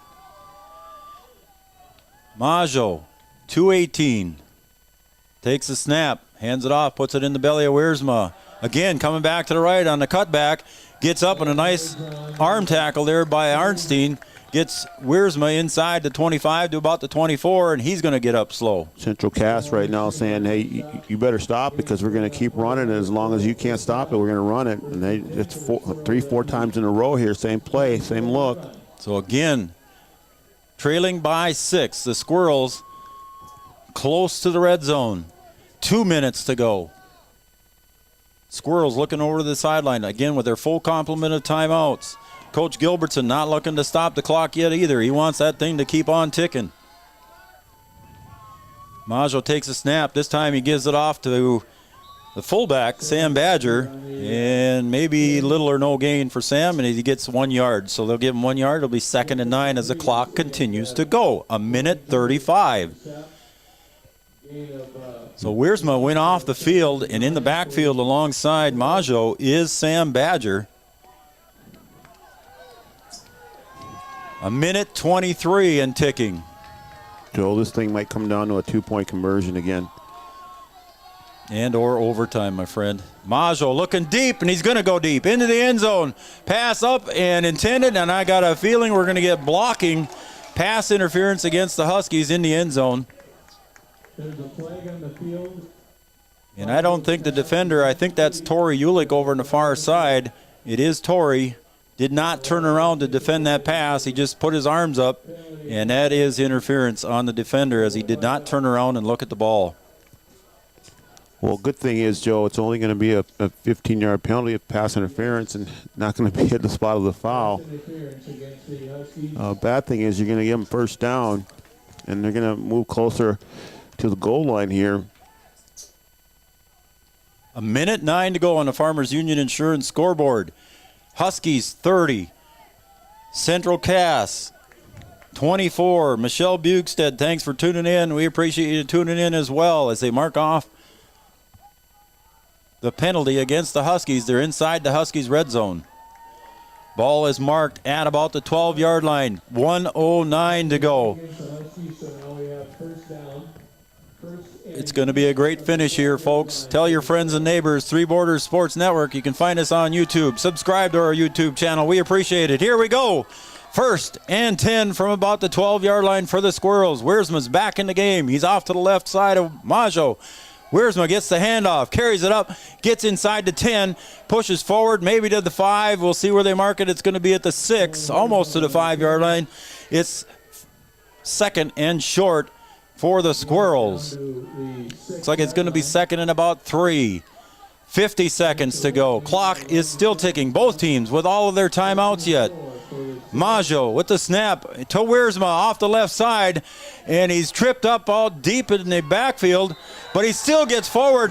Dez tripped him up. He stumbled and got forward in for the touchdown for the Squirrels and ties the game at 30. What an effort by Wiersma. Wiersma doing a good job of working his way in there for the score. Wow.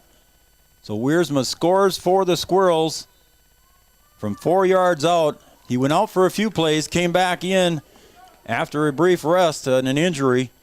He came back in and scored a touchdown going off the left side. Dez had him on an arm tackle, tripped him up a little bit. He stumbled and made it into the end zone. So here good we go, effort. Joe, coming down to a 2-point conversion. We've seen this a few times this year. If the Huskies can hold them here, we might be headed for another overtime game. And I think we might see a timeout here by Central Cass. And we do. Coach Butler calls the timeout. Nope, it's Coach Gilbertson calling the timeout. We'll keep it here, Brian. Well, you want to make sure you got your best defensive play here, that you're ready for everything. And the other thing, too, you want to be penalty-free. You know, it's the penalty that kind of got Central Cass down here deep in your territory. So you've got to play smart here and get a stop and send this thing into overtime. Well, I'm not shivering anymore, buddy. I'm just nervous. I'm still pacing around here. You got to get me a longer cord so I can pace around more here. That's the best I can do. It covers the whole press box. 30-30. 38 seconds to go here on the Farmers Union Insurance scoreboard. Again, another barn burner for the Huskies. Again, they've had a lot of close ones here at Frank Burton Field with Devils Lake, Valley City, and now Central Cass. And the winner moves on to the playoffs next week and will probably face Bismarck St. Mary's out there. So whoever wins this game is going to have to travel. I don't think, both of these teams, I don't think they care where they go. Yeah. As long as, they're playing. Either team will say, hey, we don't care where we go. We don't care who we play, as long as we're playing next week. All right, here we go. 2 receivers to the right. Maggio and Wiersma in the backfield. Motion to the right. Maggio going to roll to the right. Almost picked off there in the end zone from Tori Ulick, and it falls into the hands of Jake Deutsch. And are they going to call it complete or incomplete? Again, it's a discussion in the end zone with the referees. And it is a 2-point conversion for Central Cass. It rolled off the hands of Tori Ulick. Rolling to the right was Maggio. Tori Ulick had his arms on it. It deflected off of him and into the arms of Jake Deutsch for the 2-point conversion. Deutsch pass. PAT. So at the 38-second mark of quarter number 4, regulation, Wiersma runs it in from 4 yards, and the point after touchdown, point after 2-point conversion, pass completion from Maggio to Deutsch. The Huskies, you still got time left. You got 38 seconds here. And 3 timeouts. And 3 timeouts. Now, we've seen them do some things with a little bit of time left. We saw them do it against Valley, against Devils Lake, too, as well. So you can score just as fast as Central Cass did. You got to be penalty-free. You got to take care of the football and just play smart. And turnover-free, buddy. Yeah, you just got to just play smart. And if you can do that and stay within yourself, not try and get it all back at once, this thing is going to come down to a good finish. Win and in. Playoff scenario. The winner is in. The loser calls it a year. Again, the Huskies shorthanded here. They've got 22 players dressed today and a couple of key injuries here on the sideline. As Dez is deep to receive, if they can get good field position, and it is going to go deep, and Dez is going to pick it up as it rolls to him at about the 22. Trying to get around and weave around the players. Now he's going to try and use his speed and get around the edge, and he does. 30, 35, 40, 45, and he's pushed out of bounds. Huskies get good field position at their own 48-yard line with 28 seconds to go in this game. Dez turning on the wheels there, able to make one juke there and get by. Just one player away maybe from breaking that thing all the way down. Like I said, it's just going to come down to a great finish. And Wahpeton going to have to, call maybe some people who haven't played a lot. We got a lot of injuries here now. Just got to suck it up and see what you can get done. Link, Ulick, Dez to the left. Schaefer in the backfield. DeVries right beside him. Fakes to his right. Now he's pushed out of the pocket by Central Cass, and he throws it incomplete. Pass intended on the far side was incomplete. And I believe that pass was intended for Arnstein over on the far side. Yes, it was. Hard to read the number. So that's going to bring up 2nd and 10, 24 seconds. 4 seconds clicked off the clock. Again, the Huskies with all 3 timeouts. So if they still keep it in the field of play, they can still call a timeout. Got to get some positive yards here, though. 2 receivers to the right, 2 to the left. Schaefer in the backfield. DeVries. Long pass down inside, intended for Arnstein. Tipped away there. Nice defensive play by Will Ellison of Central Cass. Nice play by Ellison coming back to break that one up. Ellison doing a good job there, saving Central Cass on that play. That was almost there.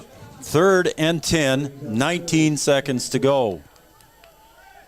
We're not going overtime in this one. It's either going to be a win by the Central Cass Squirrels or a win here in 19 seconds by the Huskies. You got to pick up some yards here, Joe. You can't worry about the touchdown. You need more downs. Schaefer takes a snap, drops back. Oh, pass inside, and it's picked off, and that will be the end of the game there, I believe. Picked off there by Tinglestead. Yeah, that's a tough one there, Joe. Schaefer just read that one. Just throwing it into the defense there, and just great defense by Central Cass, able to just jump on that one. A tough way to end it here. Oof. As Central Cass is going to be able to get into victory formation. Great one-on-one coverage over on the far side. He read that one well, did Aiden Olsen Tinglestead. Made the interception covering Bo Arnstein, pass intended over there on the far side. It wouldn't have been much of a gain for the Huskies, I don't think, with 14 seconds to go. And again, victory formation here for the Squirrels. Again, a good, close, hard-fought game by both teams. Snap, and we got a whistle and a timeout. So Coach Gilbertson hoping for the miracle here and maybe a mishandled snap or something here for the Squirrels. As Coach Gilbertson, I'm sure, will use his full complement of timeouts to try and get the ball back. Yeah, I think it'd be tough to see what is it, Pisarcik and Herman Edwards action happen here. I don't think that's going to happen. Central Cass going to get into victory formation here again and wind this thing down. Good football game. Both teams playing for the same thing and coming down right to the end like we thought. A 2-point game. Just fun to watch good high school football. But unfortunately, look, the Huskies are going to come up on the short end of this one. We'll see. 12 seconds to go here. Thanks, everybody, for tuning in again here to Three Borders Sports Network.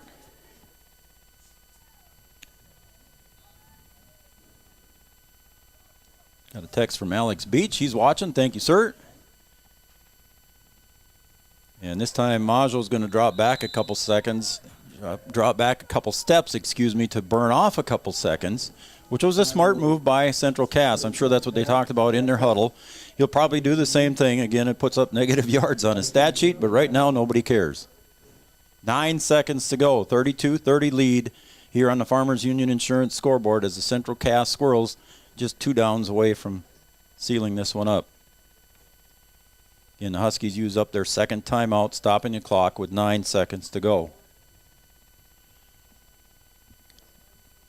What a fun game, Brian. Yeah, it's been a good one. I mean, what a way to come down to the last game of the season. Playoff game, really, not a regular season game, as the winner of this game will advance into the playoffs. So you get the playoffs started early, and you get a good football game, a good, hard-fought, close football game. And that's what you want to see. So again, Central Cass comes out in a victory formation. Again, the Central Cass Squirrels, if they win this game here with 9 seconds to go, we'll see. I think Majo's going to step back. He does, tries to blow up a couple seconds, and he takes a knee.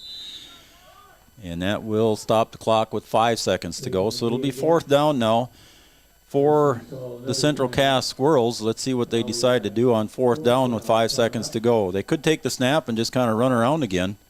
It's going to be close. If he takes the snap, he could run out minus 20 yards and step out of bounds. We've seen crazy things happen. We've seen crazy finishes. You never know what can happen. As a coach, you always, you draw it up, but what you draw up sometimes is not the way that it comes out. But Central Cass is going to have to just be productive, take care of the football team. They can run out this clock here and not leave the Huskies anytime. Well, I don't think we're going to see a punt by Central Cass. I don't think we'll see that. 5 seconds to go on the clock. 32-30 lead for the Squirrels. You win and you're in. You're playing next week. We believe the winner of this game will go out to Bismarck and take on St. Mary's, the number 1 seed from the West.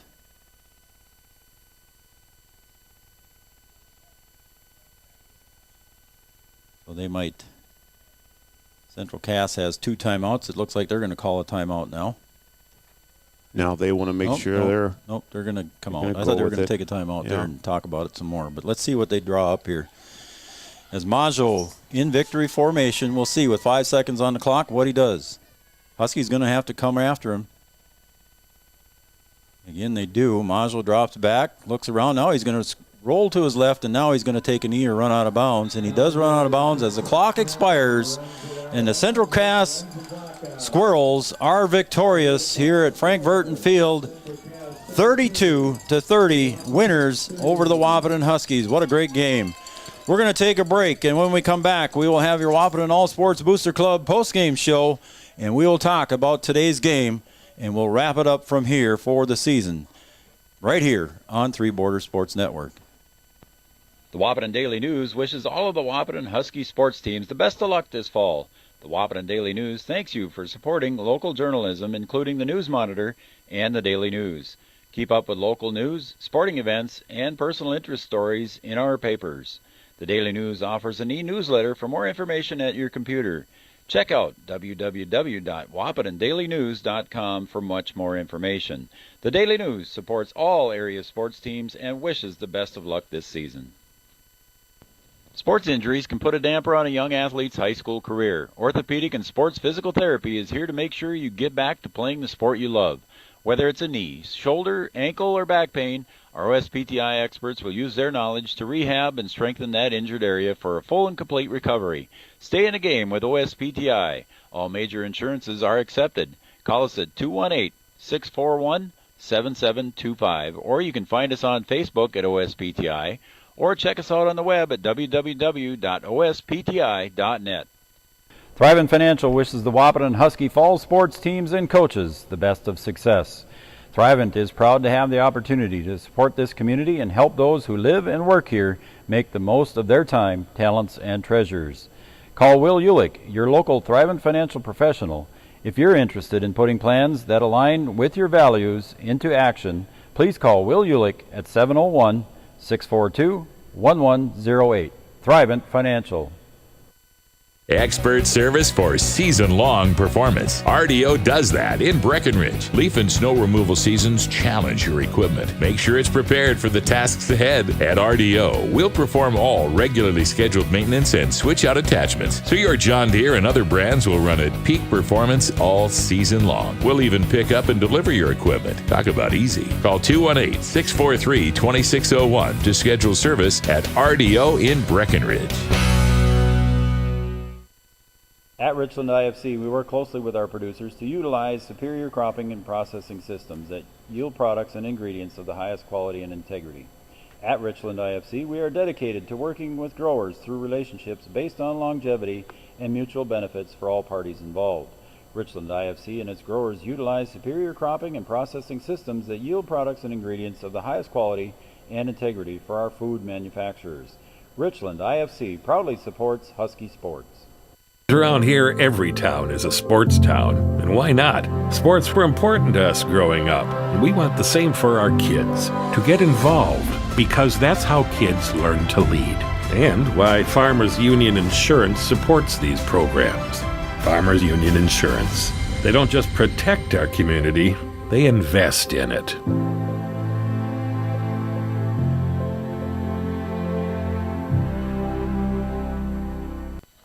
Scott's Electric in Wahpeton is a proud supporter of high school athletics. If you're in need of commercial, industrial, agricultural, or residential electric service, call Scott's Electric at 642-9244. Licensed and bonded in North Dakota, Minnesota, and South Dakota, offering 24-hour electrical service. Check out Scott's Electric website at www.scottselectric.net. Scott's Electric. The Wahpeton All Sports Booster Club would like to thank those individuals, families, and businesses who sponsored Husky sports over the years. 2020 has been a challenging year for us all, but we hope you'll continue supporting Husky athletics through the Wahpeton All Sports Booster Club. To learn more about what we do for the Huskies, please visit www.wahpetonboosterclub.com or go to our Facebook page. Thanks from the Wahpeton All Sports Booster Club.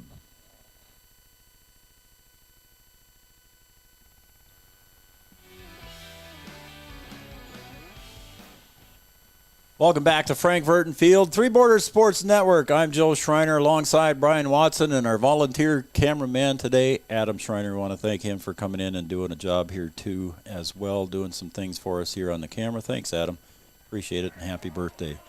All right, we had a great game here today. The Huskies fall to the Central Cass Squirrels 32-30 on the north end of the stadium. The Central Cass Squirrels are celebrating. They're moving on in the playoffs. They'll be taking on number 1. Bismarck St. Mary's. On the south end of the field, you see the Wahpeton Huskies having their final team huddle of the season down there with Coach Gilbertson underneath the south goalpost. So, again, a tough game here, Brian. Huskies tried and tried and tried, and so many close games, so many times here this season that the Huskies have been right there, but just not quite enough. Yeah, just a tough one, Joe. We've seen, tight, close football games with the Huskies. We've seen a couple overtime games. We've seen them put themselves in a position to win, and then they just come up a little bit short at the end. The one thing I'll say is that this is it's a young football team, and they're playing against upperclassmen, some bigger, stronger, faster teams, but their turn is certainly going to come. If the players that are on this team can stick with it and can get through these tough times, you're going to be rewarded in the end. And I think, maybe next year, maybe the year after, with the young talent that the Huskies have, if they can stick it out and stay with it, they're going to be rewarded and see themselves put together some good seasons. Because certainly some good things here. Absolutely. You just have to kind of go through it and learn how to get through it. And I think if they can do that and stick together as a group, they will be rewarded in the future here. Again, a close game. We want to thank all the fans for watching. The Castleton Central Cass fans, thanks for tuning in too as well. There were several of you. We appreciate it. Joanne Rademacher, Tanner Thiel was watching as well. Chase Wickren had to watch from home. Thanks, Chase. Wish you were here, buddy. Megan Breccia, she also was cheering on the Huskies. Hattie Marole cheering on the Huskies. Matthew Swanson from the Castleton group. Dana Maggio, Stansberry, Matthew Swanson, again, I mentioned that name again, Jane Swanson. We just appreciate everybody tuning in here to Three Borders Sports Network, and we appreciate everybody's comments. We do greatly appreciate it. Brian and I talk about it often, how lucky we are to be so well received out there, and we appreciate it. Again, welcome to the All Sports Booster Club post-game show. Joe Schreiner alongside Brian Watson, our cameraman today, Adam Schreiner. Again, a tough loss here for the Huskies. Just quick looking at the scoring. Some nice big plays by the Huskies. A 27-yard pass, touchdown pass to Dez with the 2-point conversion to Samuels. 37-yard pass from Prochnow in the first quarter. And that wrapped up the scoring in the first quarter, 8-6. Then we moved to the second quarter, a 64-yard pass completion to Samuels, and the pass failed for the Huskies. A 2-point conversion that could have been important here at the end of the game. A 2-yard run by Wurtsema, pass incomplete. Third quarter scoring at the end of the half, it was 14-12. Third quarter scoring, again, a 52-yard interception by Dez for a return for a touchdown, and he got the 2-point PAT pass. Then at 9:32 mark, 40 seconds later, Central Cass came out in their quick huddle offense, and excuse me, I shouldn't even say quick huddle. They were just in their hurry-up offense. A 27-yard pass to Deutsch, and the pass intended, again, fell incomplete in the end zone for the PAT. At the 2:04 mark of the third quarter, a 12-yard pass completion to Tori Ulick and a PAT to Arnstein. Then in the fourth quarter, the Central Cass came back and scored twice, and it was unanswered by the Huskies in the fourth quarter. 11:09 mark, a 4-yard pass to Prochnow, and the PAT was successful after that. And then Wurtsema with a 4-yard touchdown run after he went out with an injury, and the pass completion for the important PAT to Deutsch in the pass. And you said that earlier, Brian, watch out for Prochnow and Deutsch, and I just see them walking off the field together, holding their helmets and smiles on their faces over on the near sideline. Yeah, I mean, Central Cass came in here with a mission, sort of the same mission that the Huskies had. You know, we need to come in here, we need to get a win. They were able to put it together. That, you know, Prochnow and Deutsch doing a good job both offensively and defensively. And the Huskies, you know, kind of doing what they do with what they had. You know, they were in a tough situation. You're down some players. You got some young players who had to step in and play, you know, a little more minutes than you had. And then throughout the course of the game, you have some injuries that take some of your key players off the field that really could have helped you down the stretch. But a good effort by the Huskies under some difficult situations. Just a little bit better effort by Central Cass here today to come in here and get the win. They stuck to their plan. They kind of kept the Huskies off balance, you know, with their hurry up. And then down, you know, late in that fourth quarter, when you're thinking maybe they're going to throw the ball with about 4 minutes to go, they go to the ground, and the Huskies had a difficult time stopping it. And then, you know, like you said, Joe, this came down to sort of what it's been all season for the Huskies, that 2-point conversion, that extra point, being able to convert on those. You know, that's been the killer for them this season. And also just a couple penalties there, penalties and turnovers. We talked about that before the game. He had the penalty in the end zone, the pass interference, and he had the turnover deep in your territory that allowed the Squirrels to score when you were up 2 scores. Yep. So, you know, just little things, but that's what you expect kind of from a young team that, you know, has some inexperience, that hasn't won a lot of games. You know, you haven't been in those tight situations sometimes, and you just got to go through them. You got to figure out a way to win. You just got to experience it, and then you hope that you're able to build off of that, and next season you come back faster and stronger. Kelly McNary, we appreciate your comments. Thank you very much. Carrie Miller, thank you very much. Tiffany Bassingwaite, again, thank you very much. And Joanne Roderbacher, she says, thanks, Three Border Sports. I was able to watch my grandson play Big Heart in a number 2 Great job. So again, thanks, Joanne, and nice comments. We appreciate them. We appreciate them all. Thank you very much. That's what we're here for, Joe. I mean, that's, especially with the way things are today. Yep. Fans can't make it to the game. Central Cass with limited numbers here.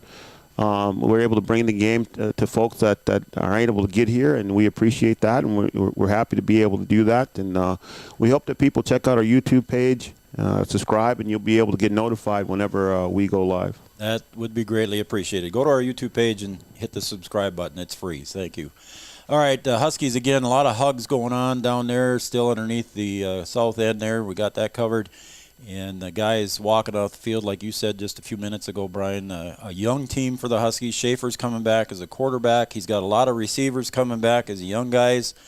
I think Coach Gilbertson told me before the game he was only able to dress 3 seniors today, Trayton Link, Dez, and Jurdevig. The 3 seniors for Wahpeton, they got to play today. So. Yeah, that's a tough one, Joe. You're a senior. You're going to play your last football game on this field and your last football game of your high school career.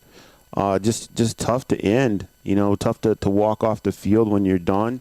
You feel for those players that they can't go out on a win and that they can't extend their season. But we certainly appreciate the effort that they give on the field. We certainly, love watching them as players and as athletes, and we certainly admire the way that they represent Wahpeton High School and the community. They've just done a great job this season. No matter win or loss, they've gone out there and given it their all. And we really appreciate that, and I think all fans appreciate that. Well said, Coach.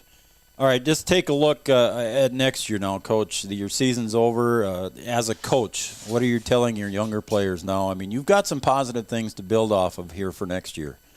For the Huskies. Like I said, Joe, you've just got to build on the things that you've gone through. You've got to try and learn from the situations that you've been in. And you've got to get the kids to understand that, hey, you know what? We're in a really good position. Yeah, we didn't get the wins that we wanted, but look at where we were. We were in football games. We made teams beat us. We didn't let them just come in here and win. And you've got to be able to build on that. And if you can take these kids that have fought really hard this season, have them get stronger and better over the summer, because that's the one thing that really needs to happen. You've got to improve. You can't be happy with where you are. You've got to say, hey, you know what, I got to get better. And that's every single player. It doesn't matter the position that you play. You've just got to get better. And if they can do that and stay as a unit and stay focused on what the mission is, and I know Coach Gilbertson will do a good job of keeping them focused on that mission and what the plan is, then you can come back next year and you're going to win some of these close games that you've been in. Because you've been there, and it just takes, like I said, going through it and being able to put yourself in that situation and understand what the situation is. You're a year older, bigger, faster, stronger, and I think you're going to see some good things from this team in the future. All right, buddy, I'm going to go quick through the stats here just for everybody here. For Central Cass, tackles, led in tackles by Deutsch. He had 5, 4 for Ellison, 3 for Prochnow, 4 for Williams, 2 for Vance. Johnson, Lamar with 1 each. Secchi and Wiersma with 1 each. Badger with 1, although, man, I remember calling his name an awful lot. He put on a lot of pressure coming up the blitzes on the middle. Looking at the Huskies side of the ball for defensive side, Ulick with 4 tackles. Samuels had 1. He went out with an injury late in the game. Dez had 6. Arnstein with 5. Link with 4, Owens with 3, Warney had 1, 6 for DeVries, 2 for Ulrich, Scharfenkamp with 3, Jurdevig with 5, 5 for Worrell, and 4 for Barrett coming in off the bench. Taking a look at the offensive side of the ball for the Squirrels. Again, Olsen Tinglestead was 0 for 1. Majo come in, and it's a little blurry, but it looks like it was 15 of 25 for 231. He averaged 14 yards of completion. Majo, 4 rushes, 9 yards. Wiersma ended up for a workhorse for the day. Wiersma, 28 rushes, 121 yards. He only averaged 4.3, but that's just enough, as he had 2 touchdowns as well. His longest was of 13. So the Huskies did a good job of defending him. He still gave up. The Huskies still gave up over 100 yards, but just kept pounding and pounding. Yeah, it was late in that fourth quarter where he's able to pack on the yards there. Yep.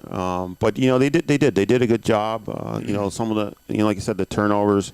were key in this game. But Central Cass just kept coming. I mean, they were down the whole game pretty much, and down 2 scores at one time, and they just kind of kept coming. And they knew they weren't out of it, and they stayed with it and able to be productive and get the scores when they needed to get the scores. For receiving for the Central Cass Squirrels, Chapesky had 1 for 13 yards, 2 for Ellison for 13 yards, 2 for Deutsch for 34 yards, 1 for Lamar, 1 for 11 yards, and he was hurt on that play.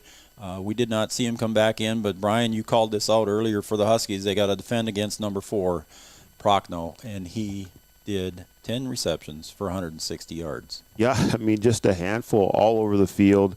Didn't matter, it could be short, long, across the middle. He was the guy that you needed to key on, and to go 10 for $160, that's a good day's work, and kind of put the team on your back and come away with the win. Hats off to him and Central Cass. Offensively for the Huskies, Schaefer 23 of 38, I believe, for 244. Rushing Arnstein 7 for 12. Schaefer 6 for 26. DeVries had 3 carries for 11 as he came in late for Samuels, who was out late with an injury. Samuels had 7 receptions for 104 yards to lead the Huskies in receiving. Ulick had 6 for 79. Dez had 5 for 33. Arnstein 3 for 21, and Link had 2 for 7. So again, a little offensive threat on the outside with Caden Kappas unable to be here today. I'm sure Caden wanted to be here today. Frustration for those young guys not being able to be here today to help their team. But again, a good all-around effort there by Samuels and the rest of the guys. Yeah, tough to sit and watch. You want to be a part of it. You want to help your team win. But, the guys that were here and that were on the field, they did the best that they could to kind of pick up the slack and get things done. You just come up a little bit short. You're 2 points short of where you need to be. Yep. You're 1 stop short of winning the game. You can look back at any point in the game and say, if we'd have done this, if we would have done that, things might have been different. But like I said, you've just got to roll with it. You got to be happy with the season that you've had. Some good things have happened here, and now just get ready for next year. All right, buddy, for the Wahpeton All Sports Booster Club post-game show, we want to thank all of our sponsors this year. Gripper Sports, our newest sponsor, again with their new Roland vinyl print cutter, and he's got all the team apparel there for the Warbirds and the Huskies and the Lady Huskies and the Cowboys and Cowgirls. For all of our other sponsors, Farmers Union Insurance Scoreboard, Scott's Electric Red Zone, Richland IFC Halftime, RDO Equipment, our kickoff and first quarter sponsor. Want to thank them as well.